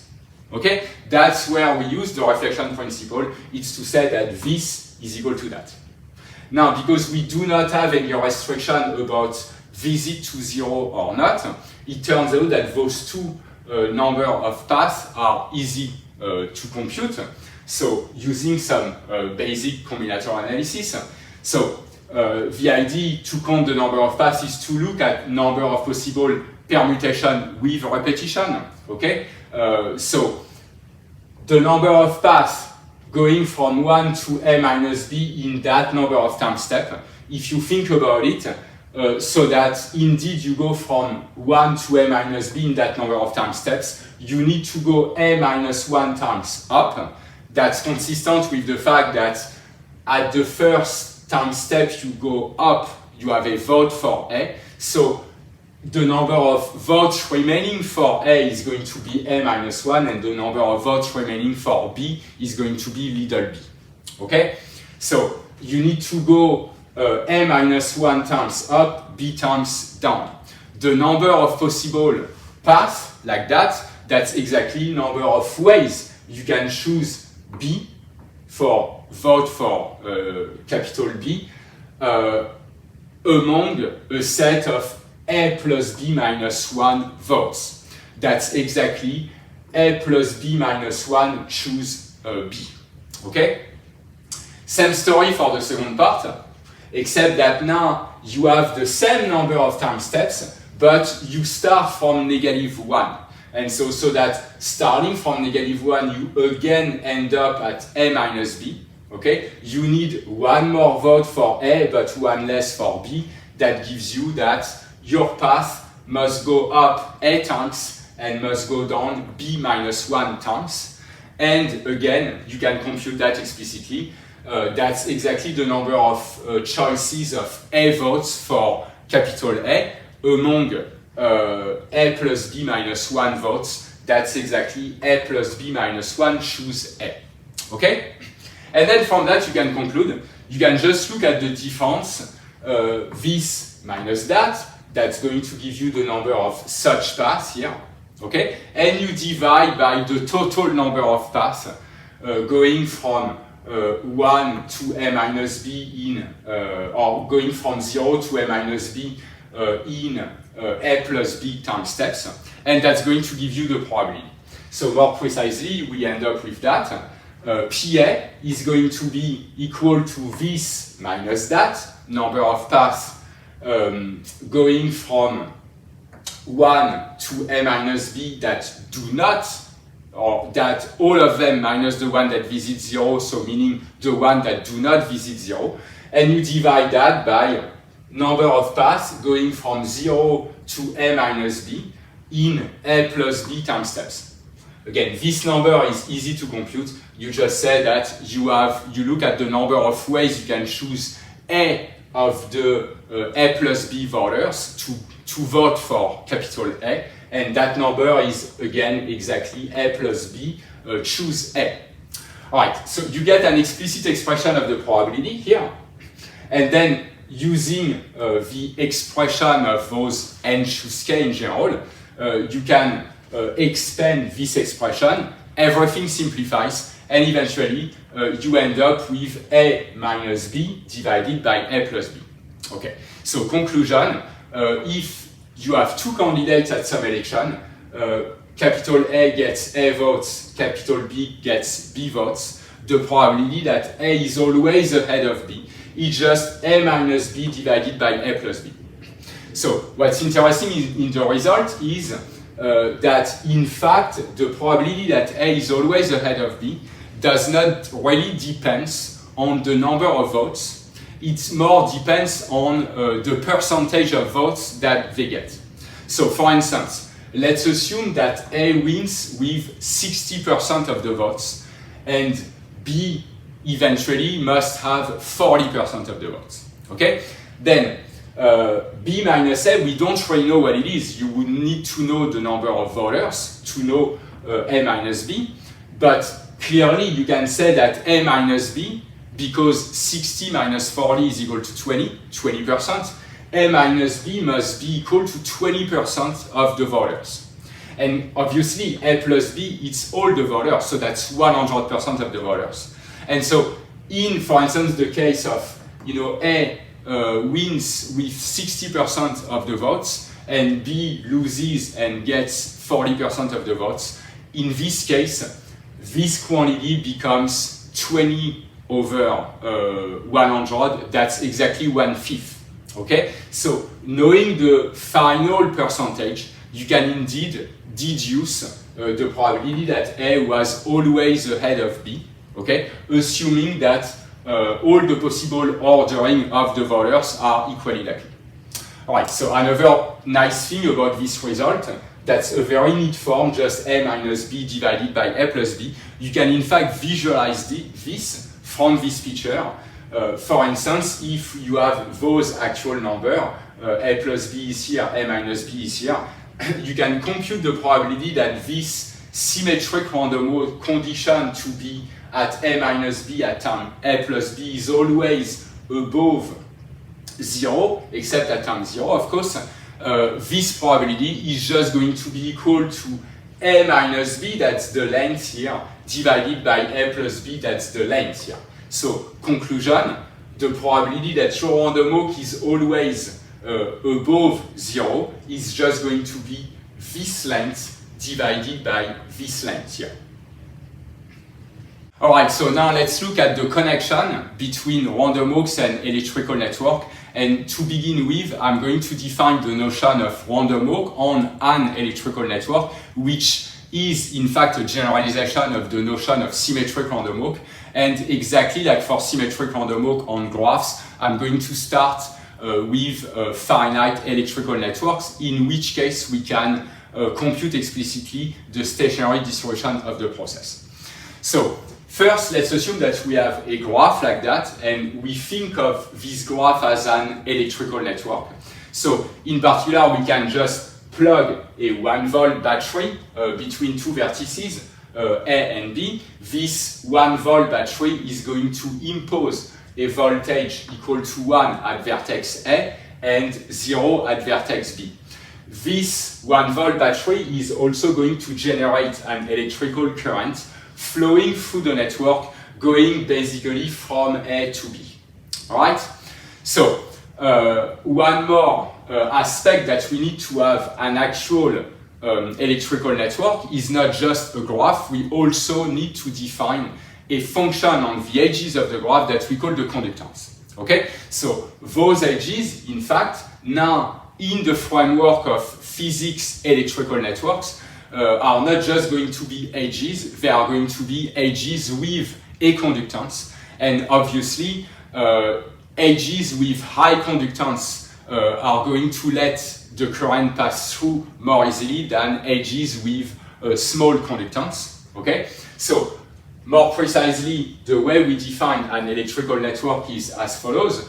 We start with a graph, G, set of vertices, set of edges, exactly like before, that's the graph we have here, but we are going on top of that to add a function that I'm going to call little c, defined on the set of edges. Again, the edges are not oriented, we start with an unoriented graph, undirected graph, and c has value in the interval 0 plus infinity. 0 and plus infinity are both allowed a priori. Okay? This function is basically, again, defined on the set of edges, and we call it the conductance. Okay? That tells us how likely the current can go through the edge. So now, to define the notion of random walk on this electrical network, the idea is to define something that looks like a symmetric random walk, but that, if possible, is going to mimic the behavior of the current. And so in particular, we want the process to be able to cross edges with high conductance more often, more easily. We want the process to be more likely to cross edges with a high conductance, to be able to mimic the behavior of the electrical current. And so for that, we are just going to define the random walk on the electrical network as follows. that's going to be again discrete-time Markov chain Xn. Okay, and in this case, the probability of going from X to Y is going to be the conductance along the edge xy. I multiply by this indicator function to make sure that this quantity is well defined. If x and y, if xy is not an edge, cxy in fact is not defined, but I multiply by this indicator function to underline the fact that if xy is not an edge, this is 0, the whole thing is 0. So exactly like for symmetric random walk, the random walk on this electrical network cannot jump from x to y if they are not connected by an edge. Now, if x and y are connected by an edge, the process at state x is indeed going to jump to state y with probability cxy, the conductance along the edge xy, divided by this quantity that I call cx, to make sure that the sum of those probabilities is indeed equal to 1. This Cx is basically the sum of the conductance, the overall conductance of all the edges starting from X. So that's the notation I'm using here. Z tilde X means that Z and X are neighbors. This means that they are connected by an edge. Okay? So, for instance, let's assume that in this electrical network, the conductance here is 1, here 2, and here 3. So conductance 1, 2, 3 for all the edges incident to A. Now, if the process is at vertex A, state A at time n, then it's going to jump to each of those 3 vertices, but not with equal probability anymore. Okay? The conductance here is 1, 2, 3. 1 plus 2 plus 3 is equal to 6. And so your random walk is going to jump to this vertex with probability 1, 6. Is going to jump from this vertex to this one with probability 2, 6, which is 1/3. And is going to jump from this vertex to this one with probability 3, 6, which is 1/2. Okay? So that's, again, this process is going to be an extension of the symmetric random walk, where some edges are more likely to be crossed by other, and the likelihood of crossing an edge is directly proportional to the conductance of this edge. Okay, so that's again a process that should mimic the behavior of the electrical current, and indeed after we are going to see a result showing that this random walk on an electrical network and other properties of the electrical current fit together. In fact, you have really similar properties between the two objects. Okay? So, notice that indeed this is an extension of the notion of symmetric random walk. The way you recover the symmetric random walk is just by saying that, well, if you are here, you want to be able to cross all 3 edges here with equal probability. That's achieved if you assume that the conductance along those 3 edges are equal. More generally, to get the symmetric random walk, clearly what you just need to do is assuming that this function C is constant equal to 1. 1 doesn't matter, you can just say constant equal to anything. It's important that it's constant equal to something strictly positive and finite, in which case you indeed recover the symmetric random walk on the graph G. Again, to see that from this expression, notice that if this function is constant equal to 1, okay, then this cxy is always going to be equal to 1, so you can get rid of it. But then this Cx, overall conductance of all the edges starting from X, is going to be 1 plus 1 plus 1 plus 1 as many times as you have neighbors or edges incident to X. And this quantity is exactly what we call the degree of X.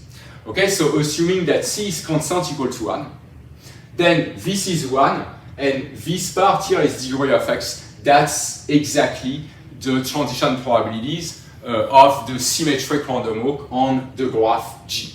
That's important to have that in mind because everything I'm going to prove is in fact true for very general random walk on electrical network, but kind of the goal of having this connection between the goal is to have a connection between the actual symmetric random walk and electrical network. And in fact, everything I'm going to prove that is true for any electrical network is also true for the symmetric random walk. The goal is just to take C constant equal to 1 to get result about the symmetric random walk. All right, so next step, let's do again the analysis of the process. In the case the graph G is finite, we are also going to assume that the graph G is connected exactly like before, except that there is a twist to really have a graph that, or I should say an electrical network that has the same topology as the underlying graph. What we need also to assume is that this conductance here cannot be equal to 0 or infinity. Okay, so that's the assumption we are going to make. Assume that the graph G is connected and finite, and that the range for C does not include 0, infinity anymore. That's open at 0, open at infinity. The conductance must be positive and finite. So why do we need this? Well, you see that if you allow the conductance to be equal to 0, then Cxy can be equal to 0, which means that even if x and y are connected by an edge, you cannot jump from x to y. This can disconnect your graph. Okay? At the opposite, if C can be equal to infinity, then your Cx can be infinite, in which case, again, your Pxy can be equal to 0. But if you assume that the range for C is strictly between 0 and infinity, then you make sure that all those quantities, as long as x and y, xy is an edge, all those transition probabilities are going to be positive.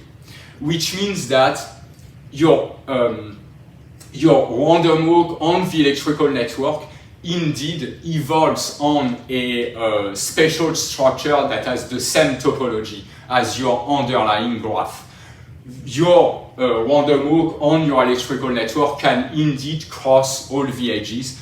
The electrical network is not disconnected. Okay?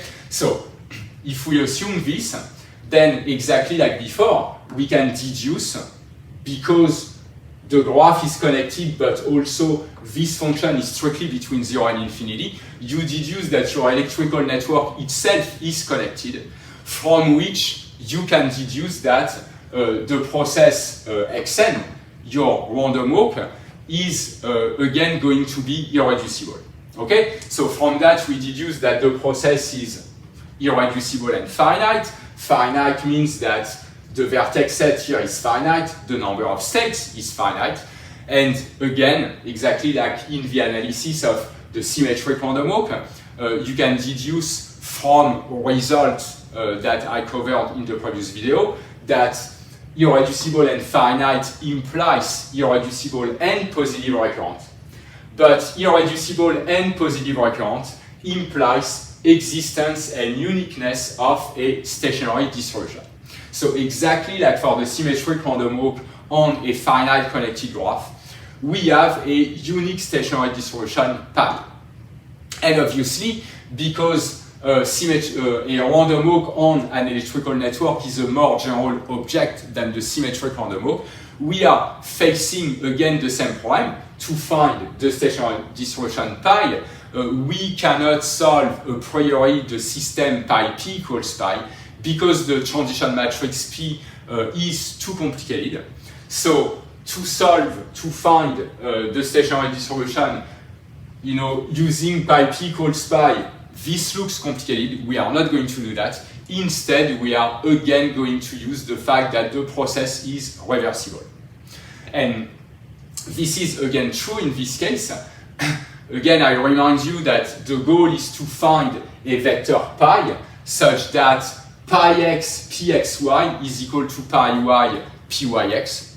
And exactly like before, what you can do is just multiply this transition probability here, not by degree of x anymore, but by C of x, the sum of all the conductance over all VHGs starting from x. Okay, if you multiply here by C of x, you end up with Cxy, but Cxy, that's the conductance along the undirected edge xy, that's the same as the conductance along the edge yx. In fact, xy and yx are the same in this framework. And so you end up indeed with Cx times Pxy equals to a quantity here that is symmetric in x and y. Meaning that if you exchange the role of x and y, you end up with the same quantity. And so we deduce that Cxy Pxy is equal to Cx Pxy is going to be equal to Cy Pyx. Okay, that's how you extract a reversible measure. Okay, so I'm going to write more steps here. That's what I just explained. Pxy is equal to this quantity here. This is symmetric in x and y, so this must be equal also to Cy Pyx. This tells you that the vector pi that has coordinate x equal to C of x must be a reversible measure. Okay? So reversible measure, but again, reversible implies stationary, so that's going to be a stationary measure. To get a stationary distribution, you need to force the sum of the coordinates to be equal to 1, and to do this, you just divide C of x by the sum of Cy over all the vertices y of your electrical network. So eventually you obtain using reversibility that your unique stationary measure, unique stationary distribution pi is this one, pi x equals Cx divided by the sum of the Cy for all y in the vertex set. Okay? And so now this tells you that the fraction of time your process is going to spend in each vertex is not proportional to the degree of this vertex, but instead that's going to be proportional to the overall conductance of all VHGs starting from your vertex. The next step of this video is to prove that the random walk on an electrical network and the actual electrical current flowing through the network share similar properties. And for that, the main tools we are going to use are basic laws of physics called Ohm's law and Kirchhoff's law to study properties of the electrical current. To study the random walk itself, what we are going to use are basic first step analysis and the fact that a discrete time Markov chain is memoryless. So I'm going back to the previous slide here. We have our electrical network here with different conductance along the edges. We assume that we plug a 1 volt battery between A and B that's going to impose a voltage equal to 1 at vertex A and 0 at vertex B. Then, what Ohm's law tells you is the following. It says that the current flowing along an edge of the network is equal to the difference in voltage between the two vertices connected by this edge divided by the resistance of the edge. And so, in equation that gives you this, for all edge xy in E, Ixy, that's the current flowing along the edge, is going to be equal to the voltage at x minus the voltage at y divided by the resistance of the edge. This is the way Ohm's law is typically formulated, but it turns out that the resistance is exactly equal to the reciprocal of the conductance.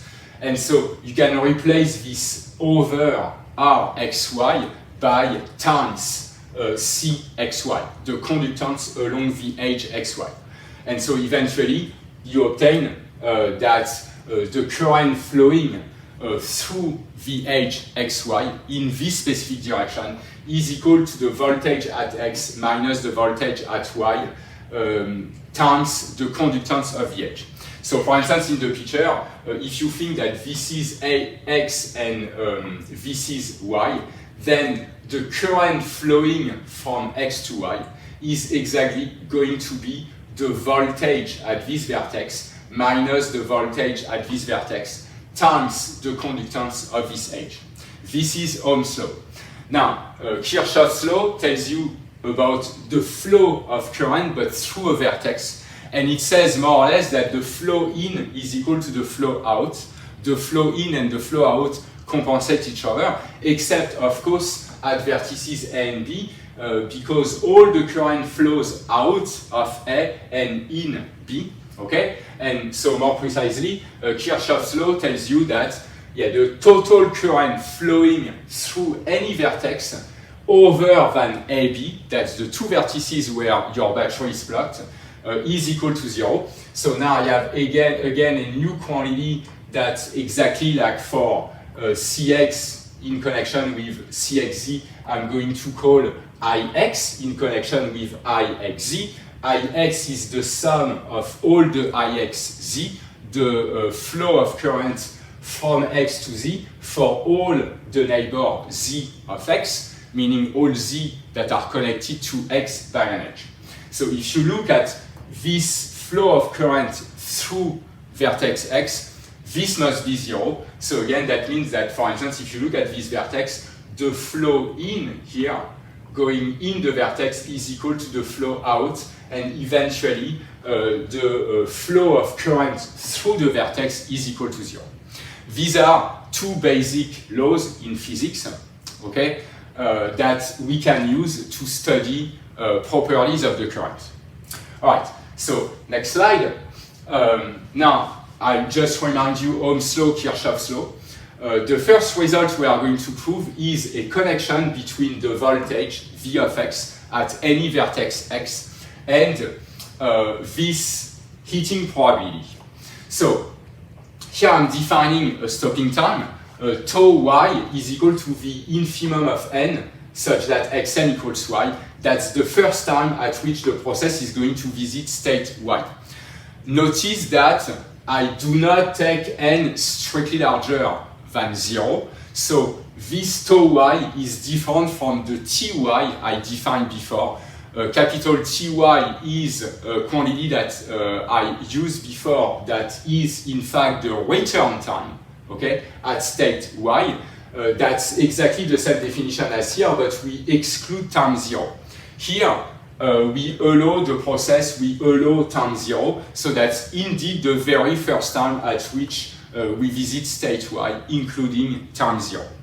All right, so the result says that the voltage at vertex x for any vertex of the electrical network is equal to the probability that the random walk starting at vertex x is going to visit state y before it visits state b. All right? So again, if you start your random walk here, random walk on the electrical network, then this random walk is going to reach y before b with a probability that is in fact just equal to the voltage at this vertex, assuming that we have a 1 volt battery between A and B. All right, so I'm going to call this function, to simplify a little bit the notation, px tau y less than tau b. I'm going to call that h of x. So the theorem here says that v and h are in fact equal, and the idea of the proof is just to prove that v and h are both harmonic functions with the same boundary conditions. And an important result in math called the maximum principle tells you that any harmonic function is uniquely defined if you fix the condition at the boundaries. And so if we can indeed prove that those two functions are harmonic and have the same boundary condition, then by uniqueness they must be equal. Alright? So what do we mean by harmonic function? Well, these are those functions such that the value at a point is equal to the average of the values around.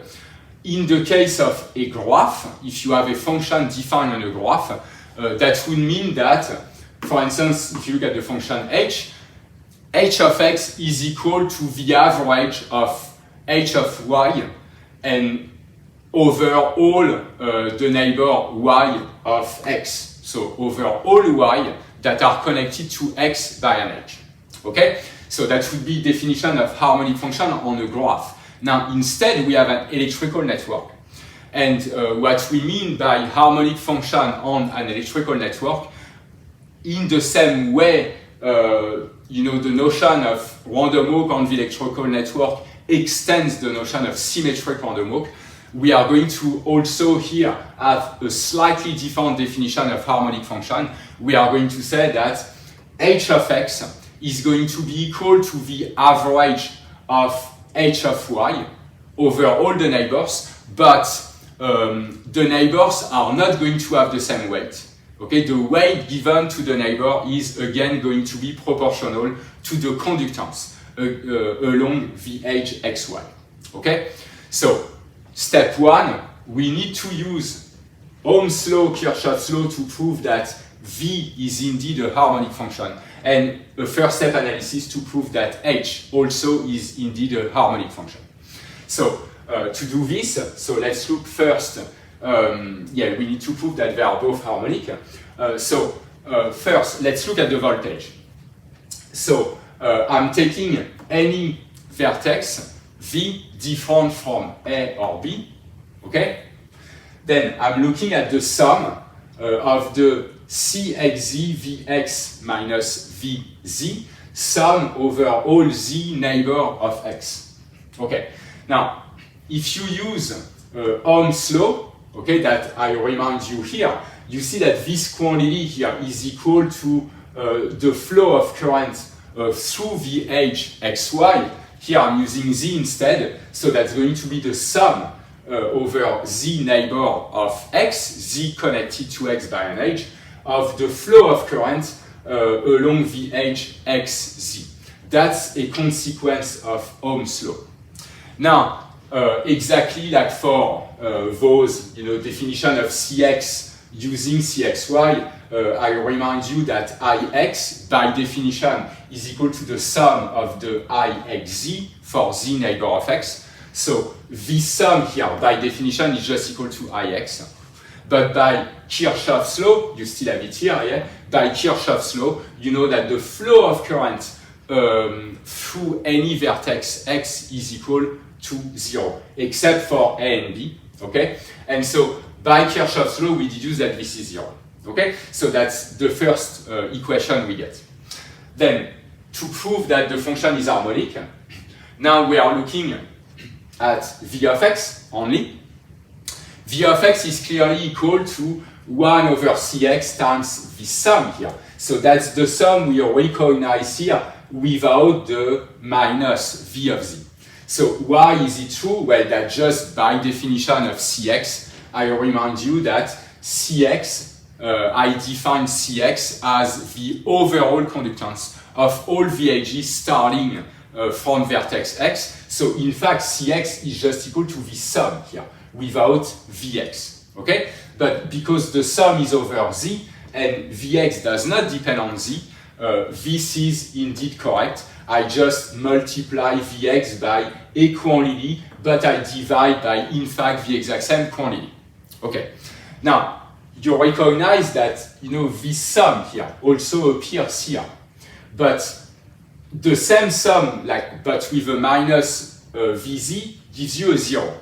So this means that this sum, in fact, is equal to the same sum, but if you replace x by z, okay? And so that's what you obtain here. I also put the C of x inside the sum, and you obtain sum over all the neighbors of Cxz divided by Cx. and I have the Vz here. That's a direct consequence of the fact that the sum of the difference here with those weights is equal to 0. Okay? And this shows that indeed the function v is harmonic. That's what I mean by harmonic. The value of the voltage at vertex x is equal to the average of the voltage at the neighbors, that I call z in this expression, but the weights now are not equal for all the neighbors like in a graph. Now we are on an electrical network, and so the weight takes the form of the conductance along the edge xz divided by the overall conductance of all the edges starting from x.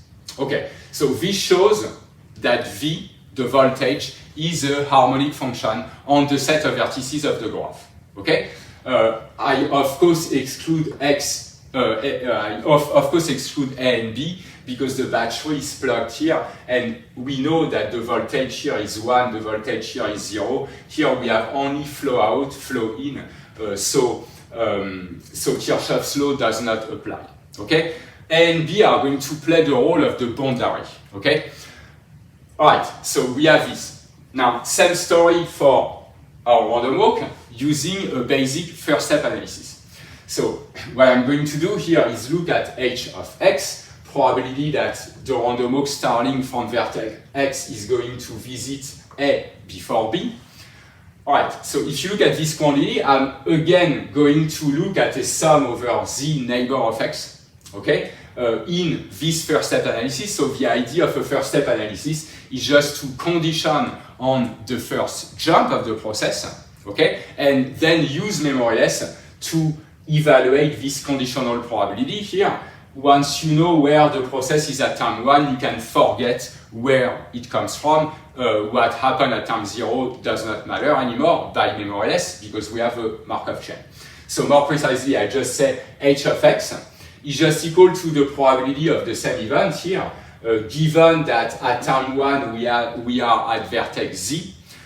We can be at any of the vertex z that is a neighbor of x. So that's why I look at the sum over z neighbor of x here, and we need to multiply by the probability that indeed, starting from x, we are going to jump to state z at time 1. So that gives me this expression. Then here, notice that this probability is exactly the probability of going from x to z in one time step. That's exactly pxz, probability of going from x to z, okay? Transition probability. This quantity here is just, the same. If you go back to the definition here, you can forget about where you were at time 0, and so you can just say that this conditional probability here is just the probability of visiting A before B, given that we start from z. By definition, that's this probability, but with z instead of x, that's exactly h of z. Now you replace this transition probability pxz by its definition. Remember that now the probability of going from x to z is not just 1 over the degree of x, but that's equal to the conductance along the edge xy divided by the overall conductance, which is c of x. And then that tells you that this is also equal to the sum over z of cxz divided by cx times h of z. This shows again, same relationship as here, that your function h also is harmonic. Now to conclude that indeed h and v are equal everywhere, what we need to do is, one more thing, is prove that indeed they are equal at the boundary.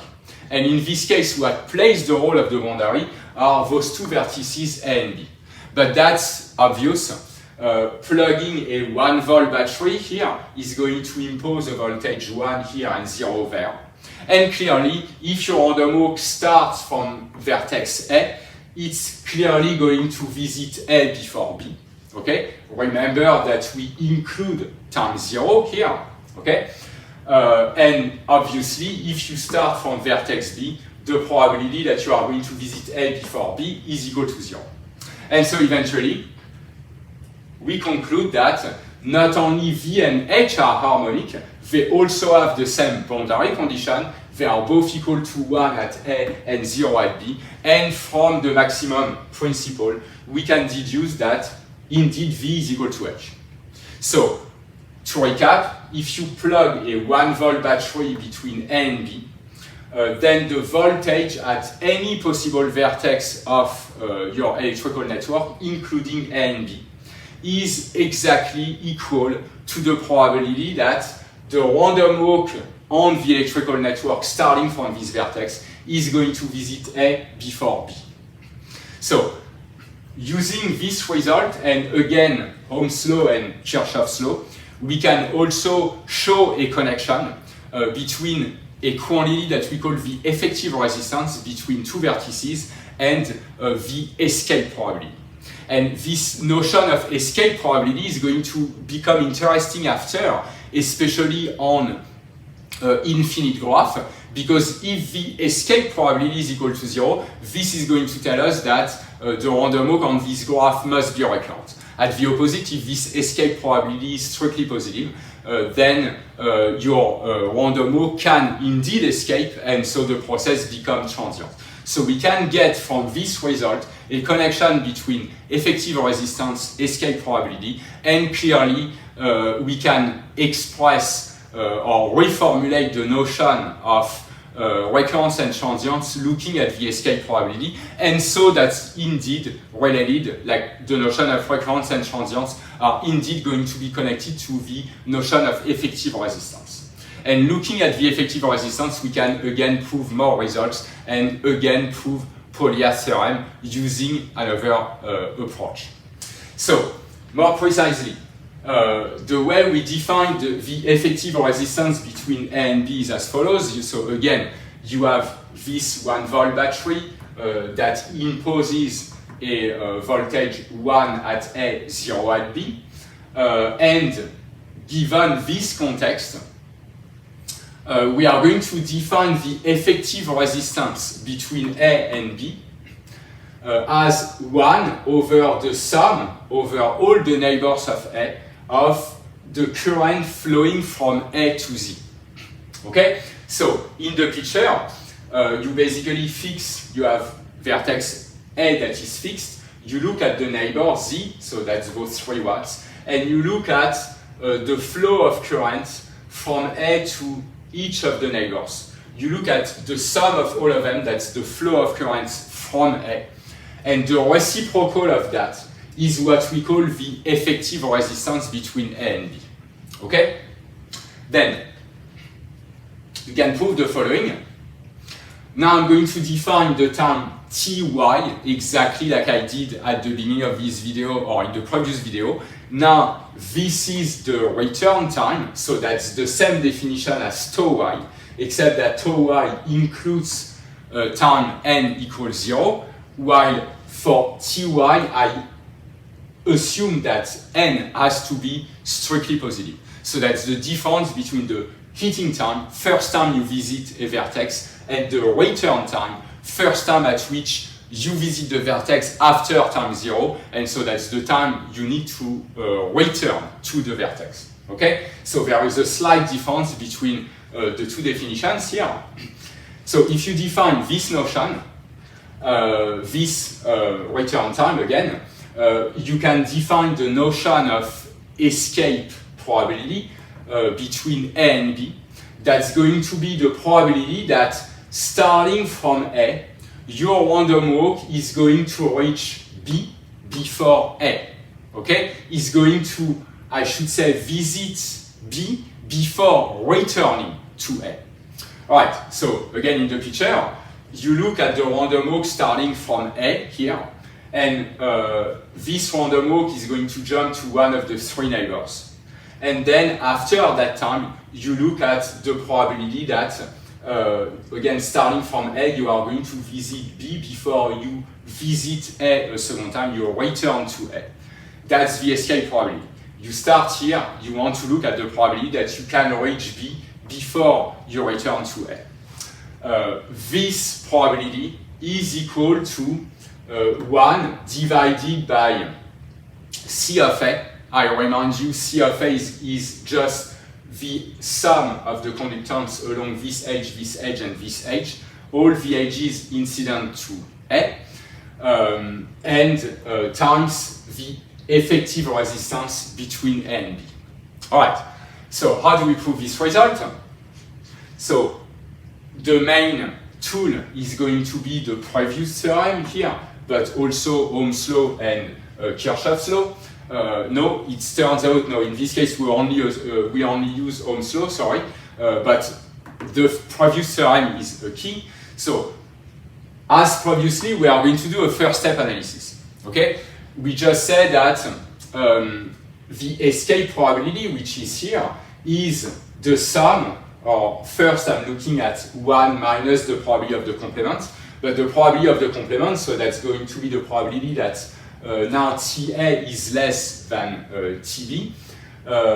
So I'm looking at this probability. This probability is clearly equal to the sum for Z neighbor of A of probability of this event, given that at time 1 we are in state Z, times the probability that at time 1 we are in Z, given that we start from A. That's exactly the same as in the proof of this theorem. I just condition on the first jump. And that gives me a sum over Z neighbor of A, because at time 1 we can only be at one of those three vertices that are adjacent to A, connected to A by an edge. All right, so we get this expression here. So now next step, you see that clearly this again is easy to compute. That's just the probability of going from A to Z in one time step. That's our transition probability P L Z. Okay, and this probability, because we start from A and we have to jump out of A, at time 1 we cannot be in state A. If you also assume that A and B are not neighbors, you cannot be in state B either. And so basically you can just say that given that we start from Z, because Z must be different from A, the event that TA is less than TB is the same as the event that tau A is less than tau B. The only difference again between those capital T and tau are that T excludes time 0 while tau includes time 0. But if you restart your process and you assume that your process now starts at Z and Z is different from A, then on this event TA and tau A are equal, and same TB and tau B are equal. So using this, you deduce the following. You can say that you still have your 1 minus the sum. You replace this probability here by PAZ, probability of going from A to Z, but then this becomes the probability starting from Z that you visit A before B. That's exactly what we called H of Z before. Okay, H of X is defined here. Then, next step, you see that the sum here, without the H of Z, sum over Z of PAZ, that's the probability of going from A to Z, you look at the sum over all the possible targets Z, the sum of those probabilities must be equal to 1. Okay, you have again a stochastic matrix, the sum of the coefficients on the same row of your matrix, of your transition matrix, should add up to 1. And so because the sum here is equal to 1, I can move the 1 minus inside here, okay, which I do here. So this sum here of PAZ times 1 is just equal to 1, and so that gives you this 1 here. So eventually you get this expression. But then you can use our previous theorem and then replace H by V. This is the voltage, so you can replace that by V of Z. Notice also that 1 is also the voltage at vertex A. So you can replace this quantity by V of A minus V of Z. Okay, that's the next step. So we do this. Also, what I'm doing here is I write the explicit expression of P as Z. Again, remember, the probability of going from A to Z is the conductance along VH as Z divided by the overall conductance of all VHG starting from A. That's this C as Z divided by CA. Again, times V of A. V of A is indeed equal to 1. And minus V of Z. V of Z is indeed equal to H of Z. That's the previous theorem. V is equal to H. Okay? And then from that we can easily conclude. Now you see that, so the next step you have again the divided by C of A that is here, but you see that the C as Z times the difference in voltage, C of, C as Z times V of A minus V of Z. If you go back to Ohm's law, you have the similar expression here. That's exactly the flow of current from A to Z, I A Z, okay, that you recognize here. So this whole quantity here inside the sum, that's just I A Z divided by C of A. But remember that the effective resistance between A and B is defined as the reciprocal of the sum here. And so eventually you get that indeed this quantity is equal to 1 divided by the overall conductance of all VHGs incident to A divided by the effective resistance between A and B. So indeed that shows our theorem here. To conclude this video, I'm going to come back to this connection between escape probability and effective resistance. And in particular, looking especially at infinite graph, we can obtain a characterization of recurrence and transience in terms of the effective resistance of the network between a given point and points at infinity. Using also Rayleigh's monotonicity law, which is intuitively obvious in physics, we can deduce results that are non-trivial about recurrence or transience of symmetric random walk on graphs that are way more complicated than integer analysis, just by comparing the size of graphs.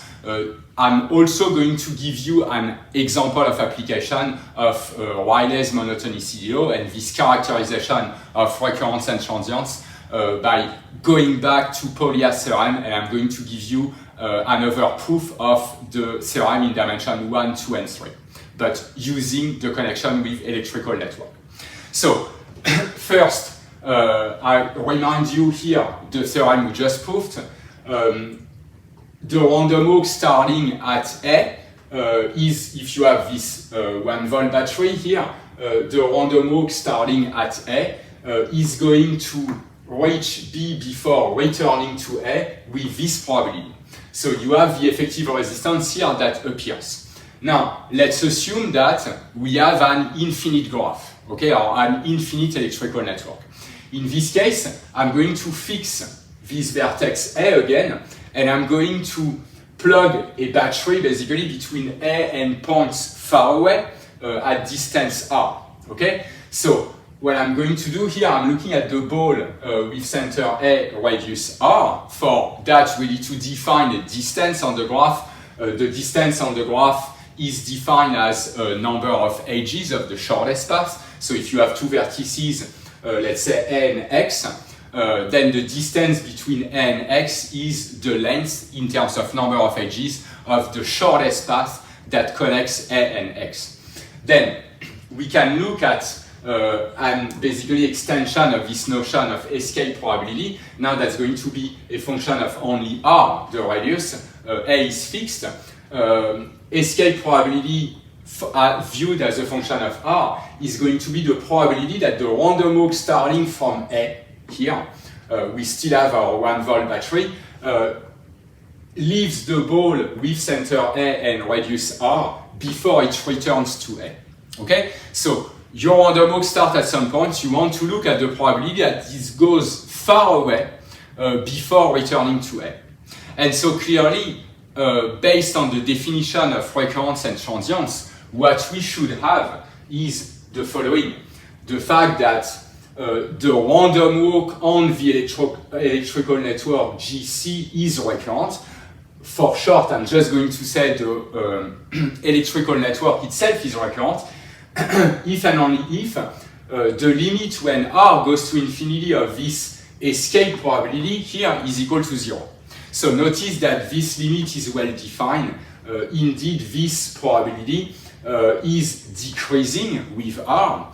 So this has a limit when R goes to infinity. If the limit is 0, then the random walk should be recurrent.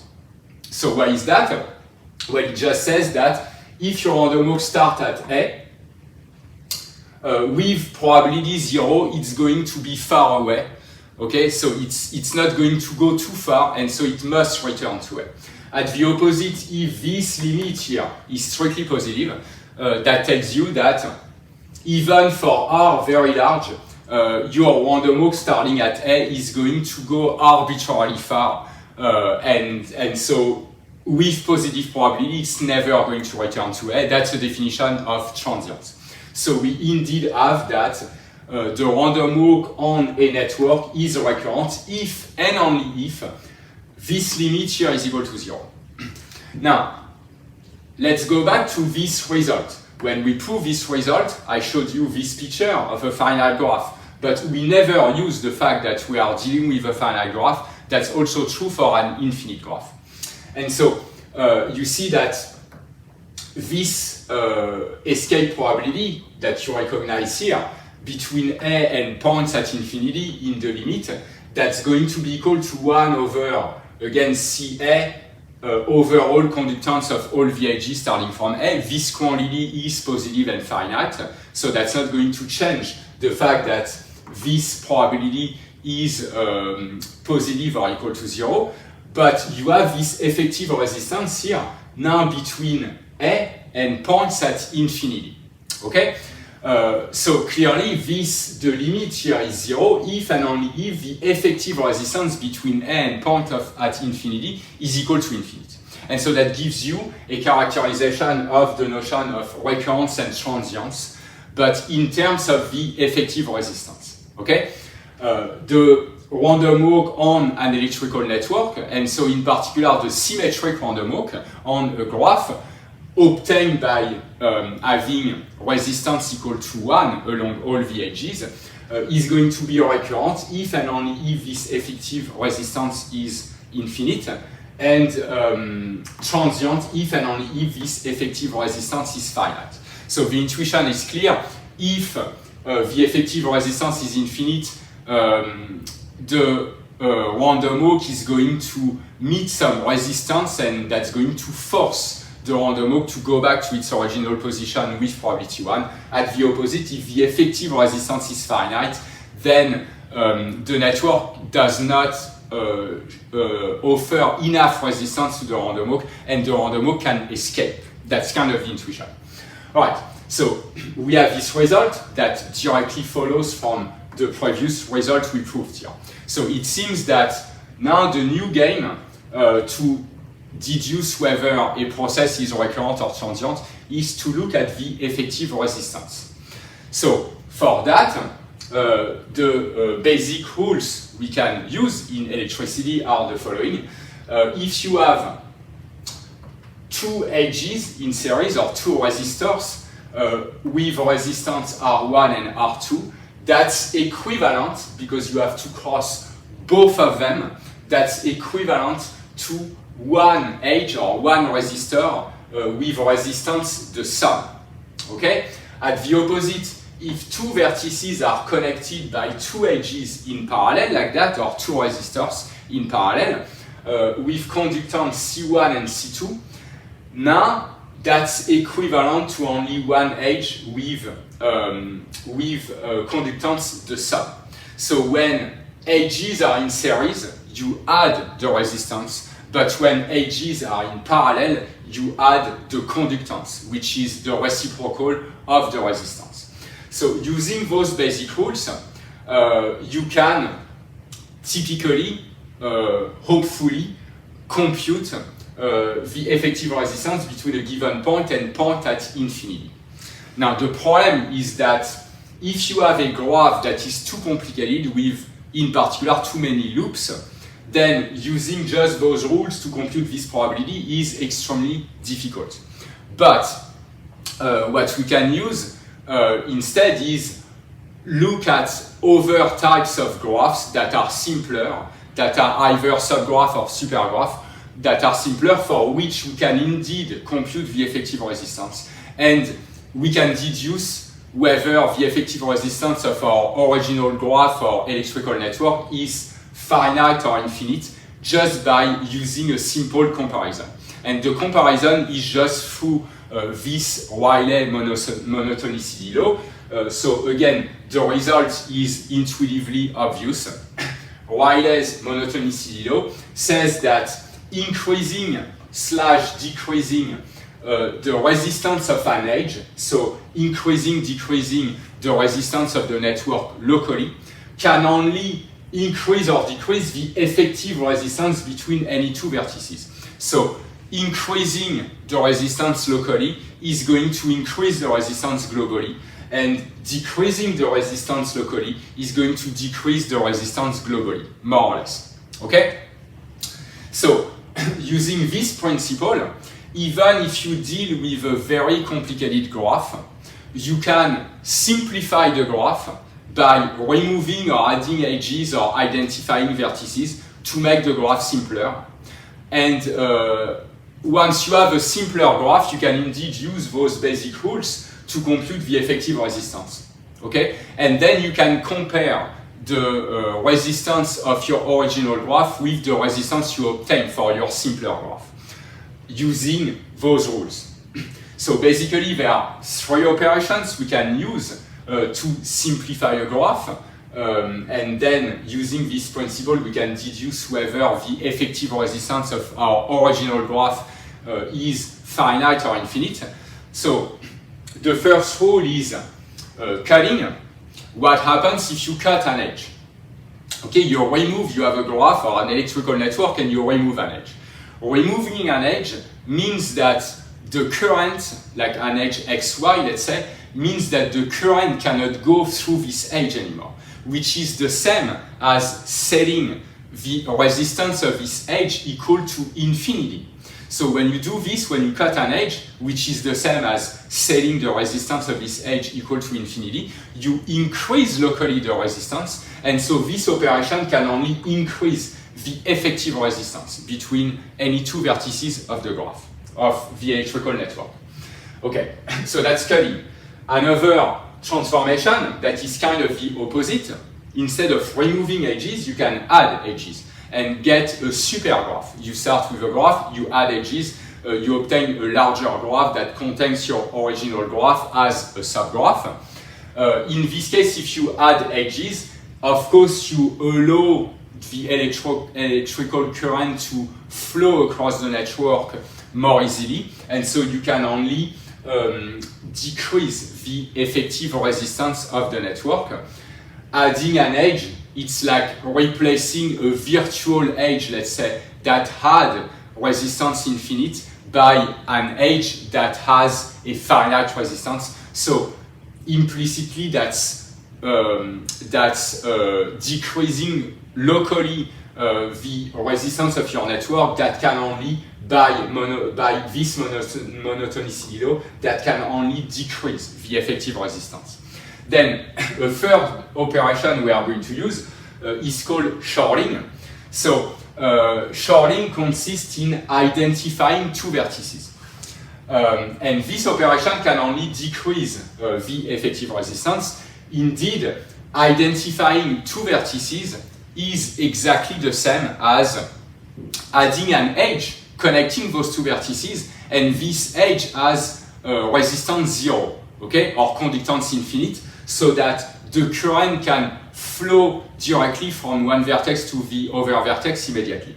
Okay, so again, shorting, identifying two vertices, is the same as adding an edge with resistance 0 that contributes to decrease locally the resistance, and so by the monotonicity law that can only decrease the effective resistance of the network between a given point and point at infinity.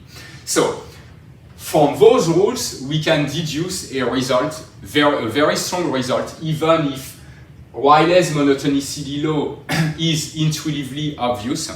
This has some consequences on the behavior of your symmetric random walk on a graph or random walk on an electrical network that are highly non-trivial. So, for instance, what you can prove is the following. You can prove that any subgraph of a recurrent graph must be recurrent. Here I'm using the short, a graph is recurrent, to say that the symmetric random walk on this graph is a recurrent Markov chain. So why is it true? Well, if you have a recurrent graph, then by this property, you know that the effective resistance between a given vertex and points at infinity is infinite. Then the only way you can obtain a subgraph of that is by removing edges. So you cut edges, you do cutting. But cutting edges can only increase the effective resistance. But already the effective resistance of your original graph is infinite. If you do an operation that can only increase the effective resistance, then clearly you end up with a graph, a subgraph, that must have effective resistance infinite. Okay, so from that, you can deduce a result that is highly non-trivial, where basically the basic combinatorics we used at the beginning of this video and the theory of a Markov chain does not apply anymore because things are too complicated. For instance, from this you can deduce that because the two-dimensional random walk is recurrent, if you take your two-dimensional grid and you just punch holes in your grid and you turn basically your infinite grid into like a giant piece of Swiss cheese that is again infinite, then you obtain a graph that is so complicated. If you punch holes at random, you obtain a graph that is so complicated that the combinatorics does not work anymore. The techniques we used at the beginning of this video does not work anymore. But using this qualitative result, you can deduce that because this new graph that is highly complex is just a subgraph of the two-dimensional grid, we can deduce that this, the symmetric random walk on this subgraph must again be recurrent. Okay? In the similar spirit, you can also prove that any supergraph of a transient graph is transient. The idea is the same. If you have a graph that is transient, then the effective resistance between a given point and point at infinity this time must be finite.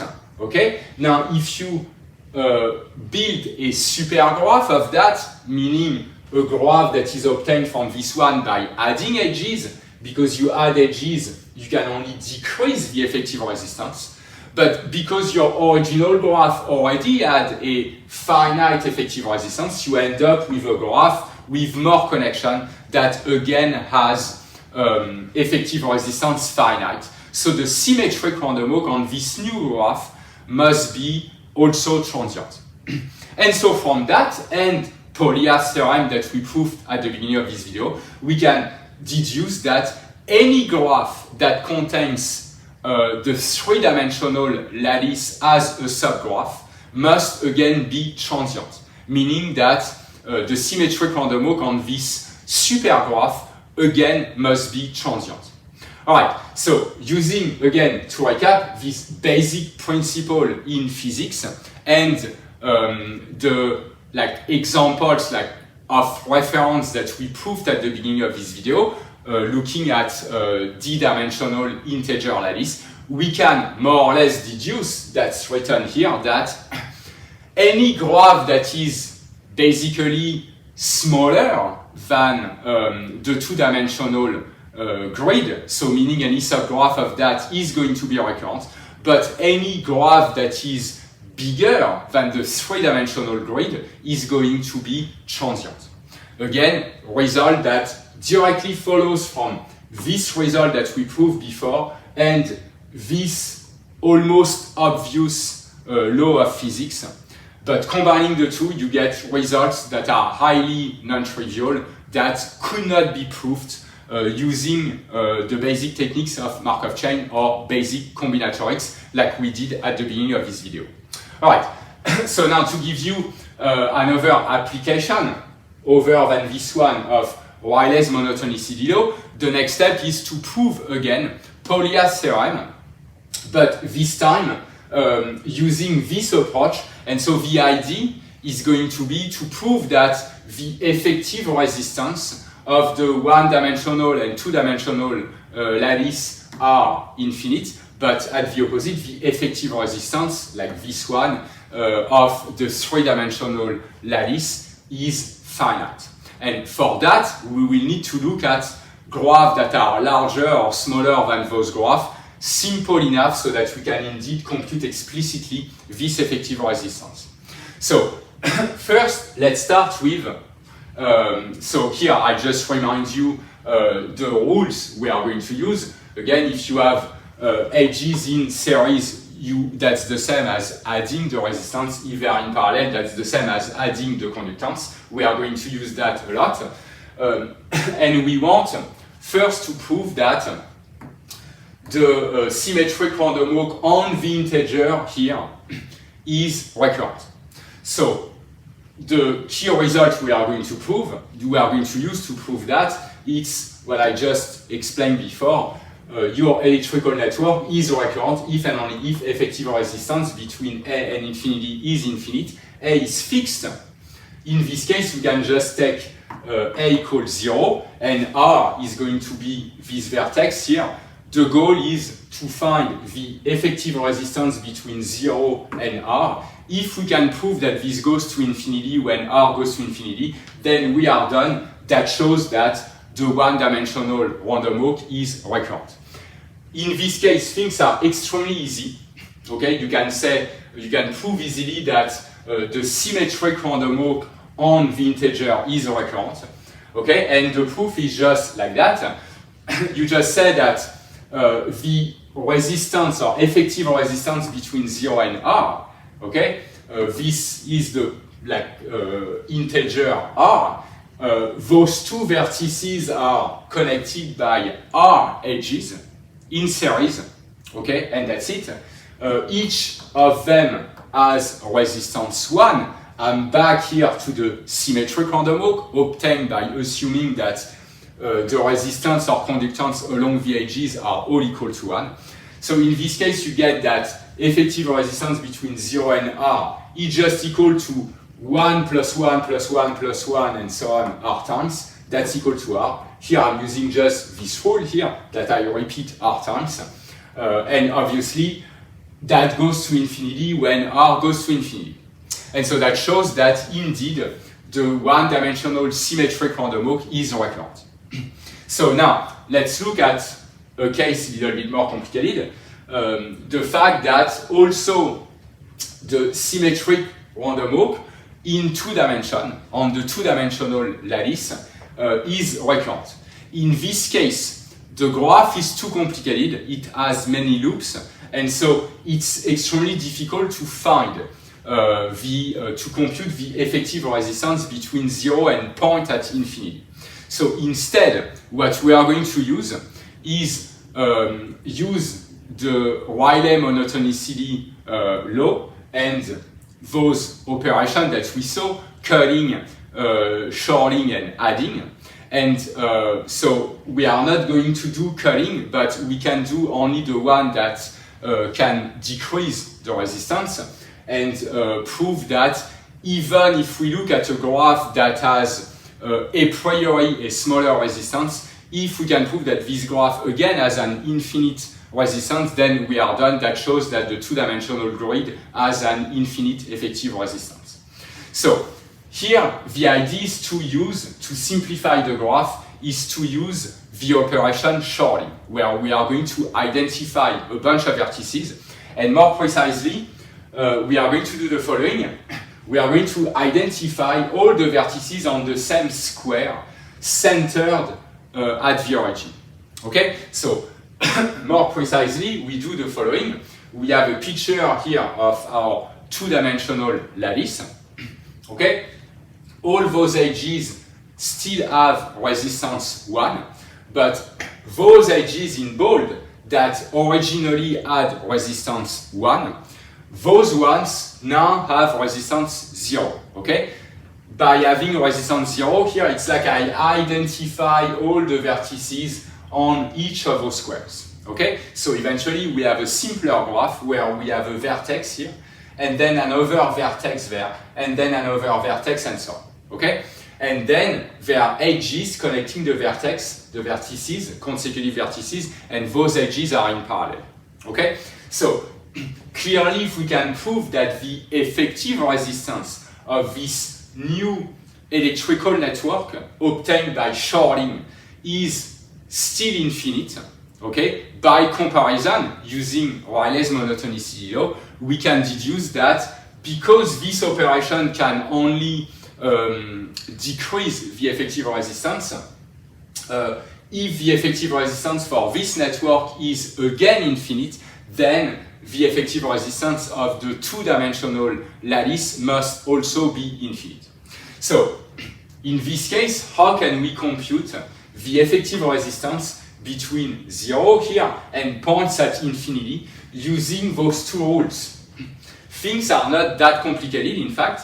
Again, you think of this first square here as one vertex, and you see that this vertex and this vertex are connected by 1, 2, 3, 4 edges, each with resistance 1, okay? Or conductance 1. That's the same as having only one edge connecting them with, I'm using this rule now, they are in parallel with conductance 4.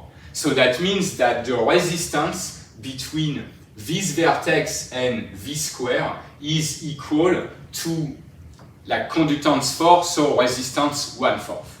Okay? Then same again after, you count the number of edges, they are all in parallel. This vertex, this square, which now is only one vertex, is connected to this other square, which is again one vertex, by 1, 2, 3 times 4, 12 edges, each with resistance 1. That's the same as one edge with resistance by this law, one edge with resistance 1/12.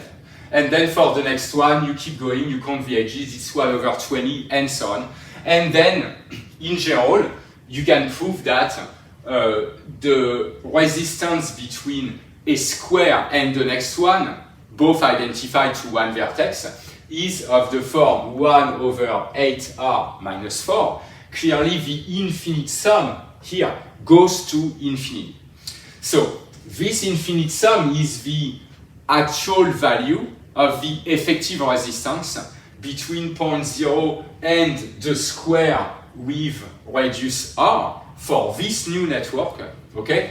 But clearly, by comparison, using the monotonicity law, you can say that the effective resistance, the original, like the effective resistance of your original graph, like the two-dimensional lattice, is larger than that. This goes to infinity. This shows that indeed this goes to infinity when r goes to infinity.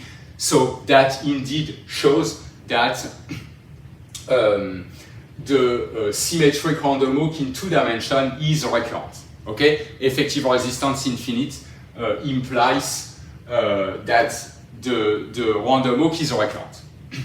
Then finally, let's look at the 3-dimensional grid. In this case, things are more complicated.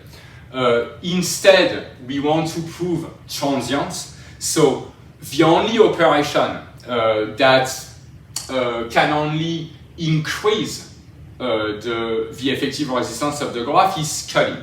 So what we are going to do here to prove that indeed the symmetric random walk in 3 dimensions is transient, what we need to do is use scaling and prove that there exists a subgraph of the 3-dimensional grid with a finite effective resistance between, let's say, the origin 0 and point at infinity. Okay? If we can do that, if we can identify a finite, a subgraph of this graph with finite effective resistance, that's going to show that Z3 also has a finite effective resistance, and from that we deduce transients of the symmetric random walk. So, more precisely, the idea, again, is to use scaling. That's the only of the three operations we saw, that's the only one that is going to increase the resistance locally. And so the idea is to find an infinite subgraph, and more or less we can only compute things for a tree, okay, where there are no loops. So we need to simplify the subgraph enough to eventually obtain a subtree embedded in Z3 with a finite effective resistance between the origin and points at infinity. So to build this subtree, I'm going to do the following. I'm going to first start with the origin here, and because we have 3 dimensions, I'm going to look at 3 branches starting from the origin, going in each of the 3 possible dimensions, one going right, one going up, one going forward. Each of those branches has length 2, okay? Then I'm going to repeat this operation and start with, again, 3 branches starting from each of those 3 blue vertices. But now I'm going to take branches with length 4 instead, okay? And so eventually I obtain this new graph, and I just keep going like that, okay? Then after I'm going to take, again, so now I have from 1, I go to 3 vertices, that's kind of the offspring of the origin, then 9, okay, 9 vertices that are blue here at the periphery. From each of those 9 vertices, I'm going to again start 3 branches, so a total of 27 branches, 3 times 9, but each of them now has length not 2 or 4, but 8. So at each time step, I multiply the number of branches by 3, but I increase the length of those branches by 2, okay? All right, so that keeps on going like that. I just draw those little lines to say we keep going like that. Now, if you look carefully at this graph, you see there is a problem. That's not really a subtree. That's not a tree.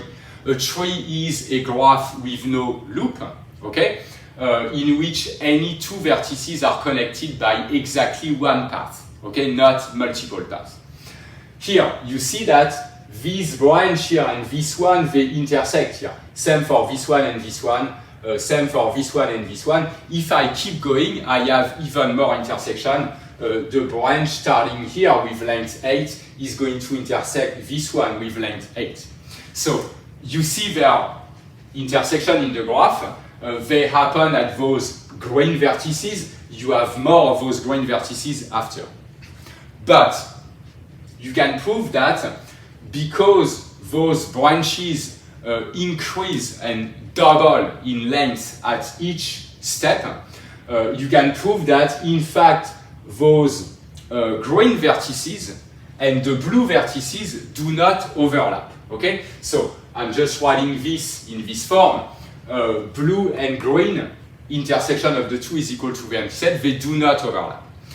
Because they do not overlap, and using some obvious symmetry in the graph, you can prove in fact that even if this graph, strictly speaking, is not a tree, it must have the same effective resistance between the origin and point at infinity as the graph obtained by duplicating those green vertices. So instead of 1 here, I'm going to have 2, and that's going to allow me to make sure that those 2 branches do not intersect, okay? So from this graph, you can slightly change the graph, not enough to change the effective resistance, but just what we need so that eventually we get a tree. So more precisely, I'm going to do the following. I just do this, okay? I can repeat that. So you see what I do exactly is I double those green vertices, and then like this I can make sure that those branches do not intersect. Okay? I do that for those green vertices, the one here all over the graph. Eventually I indeed obtain a subtree. And again, this subtree is going to have the same effective resistance as the original graph with only one green vertex instead of two. Right, so now that we have a tree that's a simpler structure with no loops, in this case we can compute explicitly the effective resistance of this network. So, to understand the tree, notice that, again, because we have 3 dimensions, at each generation, I multiply the number of branches by 3, okay? I start with 3 branches here, and then again 3, 3 here, 1, 2, 3, 1, 2, 3, and so on, okay? So at each time I jump to another generation, so this set of blue vertices, I'm going to create more branches, and basically I multiply the number of branches by 3. But notice also that those edges are longer and longer, okay? Those branches are longer and longer, so at each generation, if you think of blue as a generation, at each generation I multiply by 3 the number of branches, but those branches are going to increase in length multiplied by 2. Okay, so the reason why I'm taking longer and longer branches is in fact to have this property. If we keep those branches all with the same length, then eventually blue and green would overlap. So we need to increase the length of those branches to make sure that there is no overlap, and to be able to extract a subgraph that has the same effective resistance as, in fact, a subtree. That's why we need to increase the length of those branches. But if I increase the length of those branches too much, then I'm going to increase the effective resistance of this subgraph too much, and this subgraph is going to have effective resistance infinite, which we don't want because we want to prove transients. That's kind of the idea of the proof. We want to have branches long enough so that blue and green do not overlap, but short enough, not too long, so that the effective resistance is finite. So now, if you unfold this tree here, again, remember that you have 3 edges and then 3 and 3 degrees for each time. The length of the branches is multiplied by 2. You obtain something that looks like that. Okay? This is your origin here. Then you have 3 branches of length 2. You find them here, here, and there. Then after, again, 3 branches, starting from generation 1, that generation 0, generation 1, again you multiply number of offspring, you can say by 3, but the branches increase in length. Now that's 1, 2, 3, 4 edges, and then 3 times 9, that gives you 27 branches, each with length 8, and so on. Alright, so now how can we compute the effective resistance between the origin here and point at infinity, like far away, okay, the leaves of the tree? So for that we are again going to use the same rules. 2 resistors in series is the same as 1 resistor with resistance the sum, but when they are in parallel, in this case you add up the conductance instead of adding up the resistance. So using this, what you see is that those 2 resistors or edges are in series. So this edge is the same as 1 edge with resistance 2. Okay? This one is resistance 2, resistance 2, resistance 2. But that gives you 3 edges going from level 0 generation 0 to generation 1 that are in parallel, okay? And so, but they each have resistance 2, so that gives you effective resistance between this vertex and the vertices at generation 1 equal to 2/3, okay? Resistance 2 here, but you have 3 of them, that gives you resistance 2/3. Then, at the next 2 generations, now you start 9 branches instead of 3, okay? But each of them has resistance 4. So, like 4 edges with resistance 1 in series, that gives you that each branch has resistance 4. But you have 9 of them, so the resistance, effective resistance between generation 1 and generation 2 is exactly equal to 4 divided by 9.